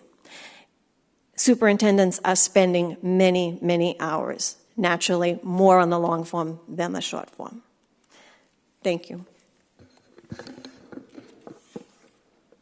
Thank you, Mr. Chairman, members of the committee. Thank you for this opportunity. Dr. Bork and I coordinated our testimony so that I would not be repeating any of the points that she made. Please understand that we are in full support of the arguments of our colleagues, the superintendents, that have been raised. I'll just say very briefly, we all had a big wake-up call last week when everybody lost 10% of their net worth. We got it back, and then we lost it, and we got it back. We don't know what's going to happen with the economy. Your ability to provide adequate funding for public education will, in part, be dependent upon what happens with the economy and the ability to generate state revenue. We understand if the revenue isn't there, all of the promises of the Student Opportunity Act might not be able to be kept. However, 80 pages of regulations to put the thing into effect never goes away. So I would just remind you of that when we think about thinking carefully about how we wish to go forward and what changes we may want to make in the future. And I know that this committee is working on several of the issues that Dr. Bork mentioned, specifically with regard to calculating poverty and some other important areas, small and rural districts in particular, and their concerns I know are on the drafting table, and I know you're working on that. So we look forward to working with you on it. I also want to say that good teachers and school leaders can't do it alone. We need our colleagues in what we refer to as the Children's Services Safety Net, those many agencies that serve children, their health, their mental health, their family and children's services, the criminal justice system that intervenes, early childhood, and a range of other services will be coming before you looking for support. We're sympathetic to them and their legitimate concerns, and we support them. We understand that it's very difficult to apportion all of the money where it needs to go, but we just want you to know that it'd be very selfish to say we want it all for ourselves when many of the agencies that we collaborate with are very dependent. I do want to echo briefly the importance of a $386.47 million full appropriation for the circuit breaker. The circuit breaker has effectively been fully funded over the last 2 years. We appreciate that. It is a very popular program because it serves a very significant need, and every district gets something from the circuit breaker. So everyone likes it. I want to put in a plug for support that may be required for Medicaid, Medicaid eligibility, and Medicaid funding. The Healthcare Act, Federal Healthcare Act, created an expanded Medicaid capacity. Federal funding for that program may be reduced. Children on Medicaid get services in public schools that Medicaid reimburses. It's an after effect of the bill. We appreciate that, and we would ask you to remember that children who fortunately have health insurance now are at an advantage. But being able to continue that program will require the continued support of the Commonwealth. And similarly, for those of you who are looking at dual eligible and tri-eligibles, there are 20,000 children in Massachusetts who collect Medicare benefits and 80,000 children who collect Social Security, all of which are important programs and are part of the Children's Services Safety Net. I want to put in a plug for the McKinney-Vento program for homeless and transient students. That is a declared unfunded mandate by the state auditor. I know the legislature has done its best to fulfill some of the costs that are required. We're at about 60% of what full funding for the state share of McKinney-Vento would require is at hand. We strongly support the MEDCO program and the full funding of that program. I know the legislature has been very generous in supporting MEDCO. We work very closely with those districts and with those families, and it's a very strong part of the program. One last point. I mentioned small and rural schools. That is, of course, very important to those districts which have extraordinary costs in large geographic areas and want to protect their schools and access to them. I know there's a working group looking at that, and we're part of that, and I know we'll be back to you later with some recommendations. The last thing I wanted to mention is we will be getting back the charter mitigation money over the next 3 years, money that we should have been getting all along. If the economy does slumps and isn't able to generate that revenue, you might not be able to provide it. But the charter schools will continue to take 100% of every expropriation that they can, that they are entitled to. They haven't lost a penny. So I'd ask you to think about that when we look at some charter reform issues that I think will be coming up later in the year as another subject for another time. And I do want to thank you and the staff of your committee, members individually and members of your staff, for their accessibility, their collaboration, and their cooperation in reaching out to us and listening to us for the concerns that we brought to your attention. Thank you. Okay. Well, thank you all very much for your very helpful testimony this afternoon. Questions from committee members? Questions, comments? No, we're all set. All right. Well, thank you very much. You've given us some good food for thought, and appreciate all the work you're doing on behalf of students and families. Testimonies here. You have written tests, yes, and I obviously goes without say. Please submit also in writing to us your testimony. Okay. Thank you.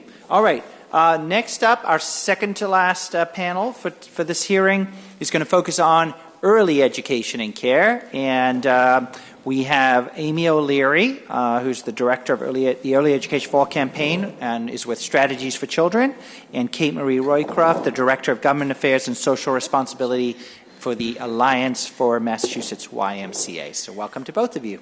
Thank you so much for having us. We should be cheering that we get to be here today. I'm also, besides being the director at Strategies for Children, I'm also adjunct faculty at Quinsigamond Community College and Boston University Wheelock College of Education and Human Development. And since 2000, Strategies for Children has been advocating that for Massachusetts to invest the resources needed to support children birth to 5. Yesterday was our advocacy day at the State House, and we filled the Great Hall with over 300 educators, directors, after-school counselors, family engagement specialists, Jumpstart, Head Start, R&R staff, and parents. We were joined by Chairman Rodrick, Senator Sal DiDomenico, Senator Michael Moore, Rep. Barber, Rep. Farley Bouvier, the Chief of Police from Pittsfield, Massachusetts, Michael Wynn, a preschool teacher from Lowell, Holly Benson, and a parent from Framingham, Naomi Woodbury. It's one of my favorite days of the year because it really does celebrate the people coming to the people's house. Yesterday morning, we delivered packets of information for our asks from the early childhood community to your offices. I'm happy to provide it also in written testimony. We have seen 7 consecutive years of post-recession increases since 2013. We've seen a doubling of the federal Child Care Development Block Grant, which funds most of the early ed funding in Massachusetts comes from the federal government. And we also have seen an opportunity in the Student Opportunity Act. But we know that it's still not enough, and we talked a lot about deferred maintenance today. And the deferred maintenance in early education is the attention that we have not paid to early educators who are doing the work every single day. We know that sometimes in Massachusetts we're number one in a lot of things. We are also are number one in the most expensive childcare in the country for infants and toddlers, and the second most expensive for 4-year-olds. We also know that around third grade reading, we are number one for some. We know that we have spent billions of dollars to move the needle to close the achievement gap without much impact. In 2001, the state average of third graders who were proficient was 62%. In 2016, which is the last year we used that same assessment, the average was 60%. And for low-income students, it was 40% in 2001 and 40% in 2016. So while these are different groups of third graders, we still have not seen an increase in most of the data. We also know that we've seen support for early education and care beyond the likely allies. You know, having the police chief there yesterday, we have a business coalition that people are coming around together and following up from Speaker DeLeo's initiative. Pediatricians, parents, military officers are all talking about the importance of this issue. We have a new coalition that has formed in Massachusetts called Common Start, which really is looking at this important issue of child care and how we support the economy. We also know that there's an early education and after-school time grant that has been supporting facilities in Massachusetts. It's part of the 1.8 housing bond bill, and it's managed by EOE and EEC. We've seen $20 million in projects. More than 946 children have benefited. The quality has gone up for 3,000. The challenge is the legislature has authorized $9 million for that, and we have only been allocated $4 million for the last 5 years. So we would ask for your support. We know that you have done what we needed to have done to get the most funding available, but if you could also support that with the Executive Office of Education, we would be grateful.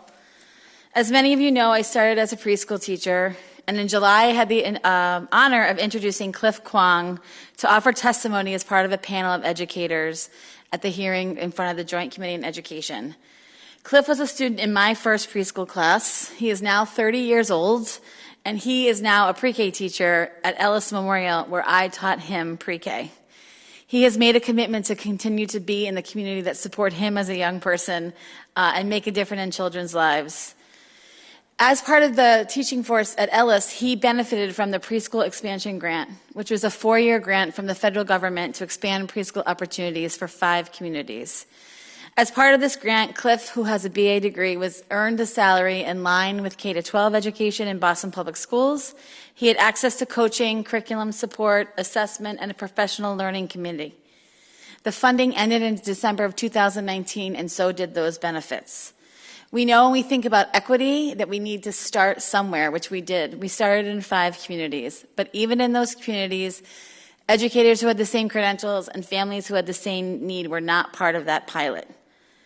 We know that APT Associates did an evaluation of the 4 years of that funding and showed positive benefits around early literacy and early math.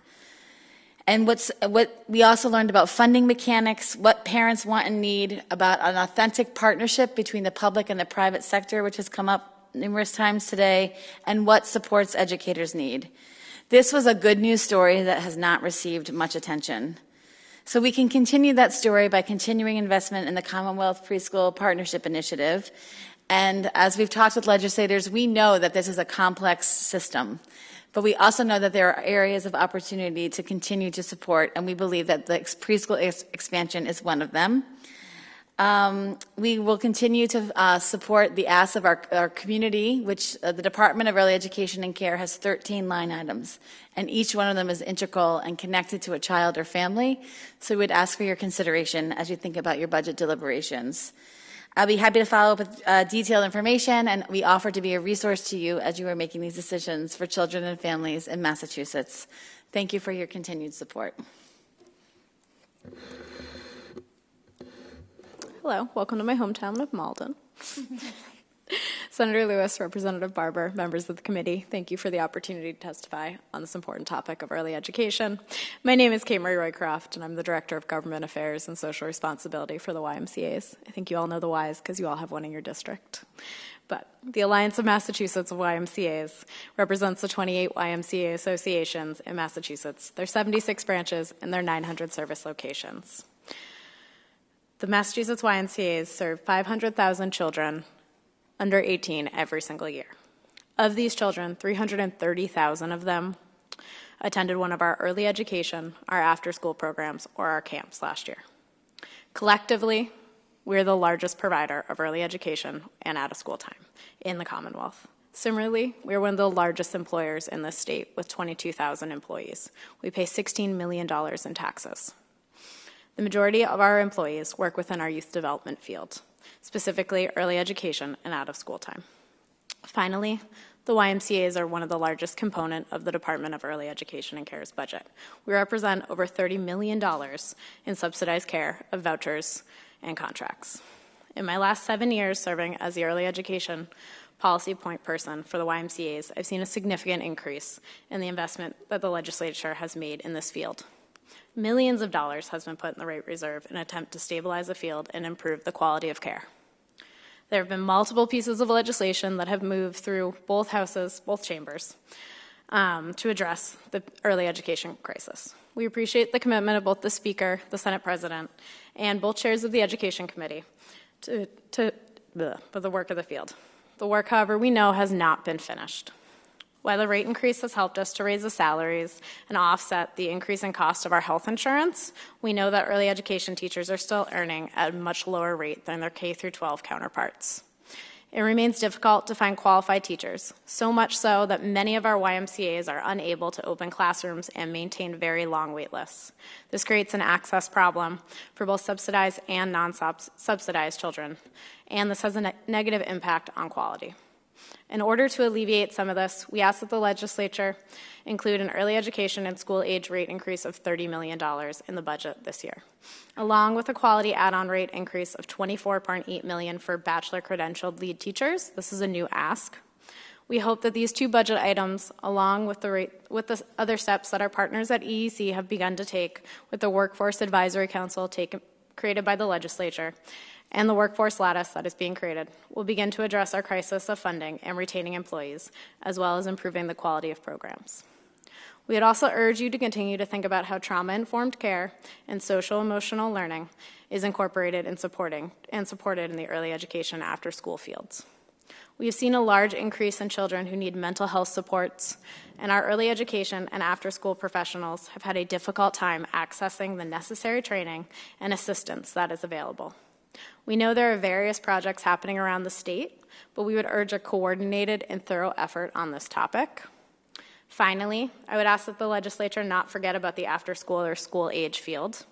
It's a separate and unique field from the early education, but is often connected to it. Of the children served by the Department of Early Education and Care, 60% of those in subsidized care are in school-age population. Children only spend 20% of their time in school. The other 80%, they're typically in an after-school program or in an intramural activity or some other type of program. Our school-age programs have had a very, very difficult year finding qualified staff. We ask that the legislature continue to fund the after-school and out-of-school time grant line item, but also to partner with us in thinking about ways to support this unique and important field.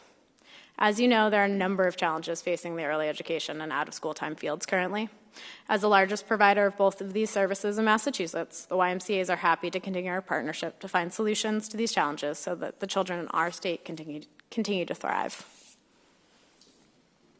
Great. Thank you both very much for your testimony, and thank you also for raising the issue of after-school and out-of-school time, which hadn't really come up today, which is another very important area that we need to be thinking about to support our students and their families. Questions from members? Anyone? No? All right. Great. Thank you again for your advocacy and all the good work that your organizations are doing.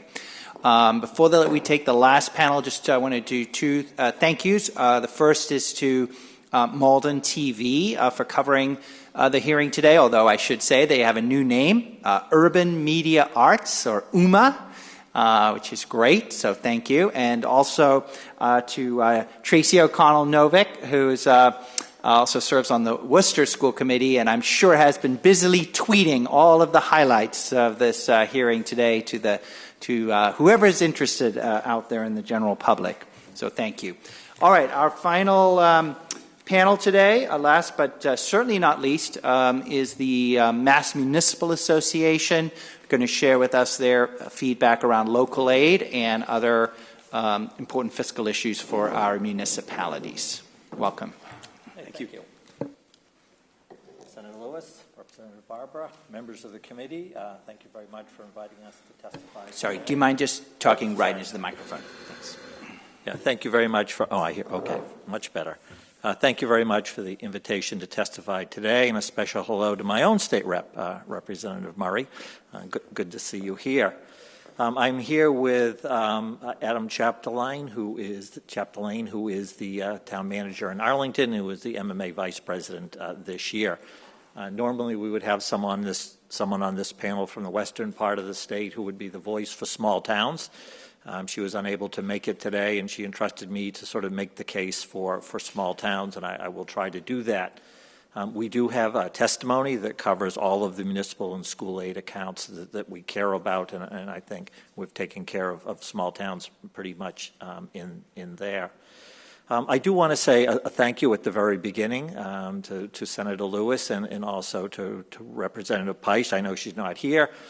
In all the members of the House and the Senate in getting the Student Opportunity Act done.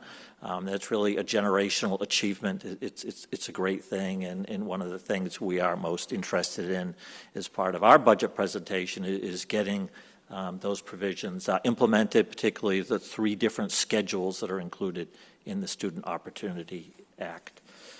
This is an important time of year. There are a lot of things that the Commonwealth and cities and towns pursue in common, and the budgets that get done at the local level in your own budget are ways that we can support these things and try to see if we can do them in some kind of harmony to best serve the cities and towns of the Commonwealth and the citizens that live there. I think what I want to do to get this started is to turn it over to Adam, and then once he's done, I'll have a few things that I'll finish up with. So, Adam? Sounds good. Thank you, Chair Lewis, and members of the committee for taking the time to hear our testimony today. I see Representative Garbely's name from Arlington, but I don't see him here today, so I have to give him a hard time. And I also say hi to Rep. Schmidt. I'm from Fall River, so I'm from your neck of the woods, born and raised as well. Representative Garbely was here earlier, and I think had to leave us a little early. He's a very accessible state representative, so we appreciate him very much. So I'd like to start talking a little bit about unrestricted general government aid. As I'm sure you're not surprised, the MMA strongly supports the $31.6 million increase that was included in House 2. This essential municipal account would grow at the same rate that state tax collections for fiscal 2021 are forecast to grow through the state consensus revenue process. Linking this UGA funding to growth in the state tax revenue simply means that unrestricted aid would track the growth in the state's revenue capacity, no more and no less, providing cities and towns with the much-needed funds to deliver vital services that are critical to our overall economic growth and ensuring that today's municipal over-reliance on the property tax will not deepen. We're thankful for your past support for this revenue-sharing framework, and we urge its full implementation in both the House and Senate fiscal 2021 budget bills. Moving to Chapter 70 aid, the MMA also supports full funding for Chapter 70 school aid that meets the promises made in the Student Opportunity Act. We support funding that is sufficient to allow all municipal and regional school districts to reach the new, more adequate foundation spending standard. Unfortunately, there are 174 municipal and regional school districts that are minimum aid districts under the House 2 recommendation, and they would only receive new aid of $30 per student. This means that these districts would receive below inflation aid increases, which is simply inadequate to maintain existing programs and services. We respectfully request that minimum aid be set so that all schools receive a meaningful increase in fiscal 2021, which we believe should be at least $100 per student. Higher minimum aid is necessary to ensure that no school district or student is left behind. Another important fund or account for local budgets is the Charter School Mitigation Fund. The MMA supports funding the Charter School Impact Mitigation Account consistent with the schedule adopted in the Student Opportunity Act. And we respectfully request that you consider a circuit breaker to protect those districts that are hardest hit by the funding system. House 2 recommends increases to charter school mitigation payments by $23.2 million, while preliminary assessments on local school districts to pay tuition to charter schools would grow by $56 million next year. So even with these mitigation payments, many communities and school districts will still see their charter assessments increase more than their total new Chapter 70 aid. For this reason, we ask that you again consider implementing a circuit breaker system to prevent any net negative situations, so that each district receives a minimum aid increase after charter payments based on the number of students remaining in the traditional public school system. And then finally, the MMA supports full funding for the Special Education Circuit Breaker Program, through which the state provides a measure of support for services provided to high-cost special education students. This is an essential program that provides critical funding to assist all school districts with the increasingly burdensome and volatile costs of complex and expensive special education services. We ask for full funding of the state's share of the eligible education costs with the schedule included in the Student Opportunity Act. Thank you. And on behalf of the small towns of the Commonwealth, there are a couple of accounts I will particularly mention. The Cherry Sheet Payment in lieu of taxes account for state-owned land would be level funded in House 2. While the program has been changed, so there is not a full funding number anymore. If you went back to look under the old rules, full funding we think would be about $45 million, and we do hear from small towns, particularly those that host and provide services to state parks and other recreation areas. This is an important count for them, and they would like to see some additional funds added to it. In addition to that, student transportation accounts are particularly important in the western part of the state, sparsely populated parts of the Commonwealth. Two accounts are important in particular. One of them is the reimbursements for regional school district student transportation, and the other is for what is proving to be very costly transportations of students to out-of-district vocational programs. So both of those are important. And then there are two studies from the Student Opportunity Act that I do want to mention that are important to smaller towns. One of them is the Section 21 property tax study, which would be undertaken by the Division of Local Services and DESE. So we're hopeful that will get underway sometime soon, so that the cities and towns across the Commonwealth, but particularly smaller communities, rural communities, have a chance to sort of explain what high reliance on the property tax is doing to their ability to fund their schools. And finally, Section 22 is the study of the long-term fiscal health of rural school districts. That's an important study, and so we're looking forward to that kicking off and some recommendations coming from that. In both cases, recommendations are due this coming December, so there's not a lot of time to do that. So we're hopeful to see the Commonwealth get started on those. And with that, I'll say thank you, and we're happy to answer any questions or hear any comments that you might have. Very good. Thank you. Questions? Questions? Anyone? Yes, Representative Schmidt, please. Thank you, Mr. Chairman. Well, I want to thank Mr. Chapdelaine and Mr. Robertson for drawing our attention to the minimum increase in Chapter 70. I represent 4 communities. New Bedford and Fall River will each be receiving an increase of about $1,000 per student, and we are so grateful for that, particularly to our suburban colleagues who were willing to fund that increase. But I also represent two rural communities, Westport and Freetown, and as you point out, the increase that they'll be receiving of $30 per pupil, it doesn't even cover inflation. And we all know that the teachers in Westport and Freetown work just as hard as the teachers in New Bedford and Fall River. So I hope my colleagues will think about whether there's a better balance there. So thank you very much, and with that, I yield my time to the chairman. Okay. Thank you, Representative. All right. Well, anybody else? Okay. Thank you very much. You raised a number of important points. We appreciate also your written testimony, of course. And I'm glad you also did bring up some of the studies and commissions that were created by the Student Opportunity Act that are very important that work get done in a timely manner. And my office has been reaching out to both DESE and DOR about the study that they are required to do, which looks at a range of issues, including the property tax ceiling, but a number of others. And I would encourage you and urge you to also follow up with both DOR, Division of Local Services, and DESE to push them to move it along.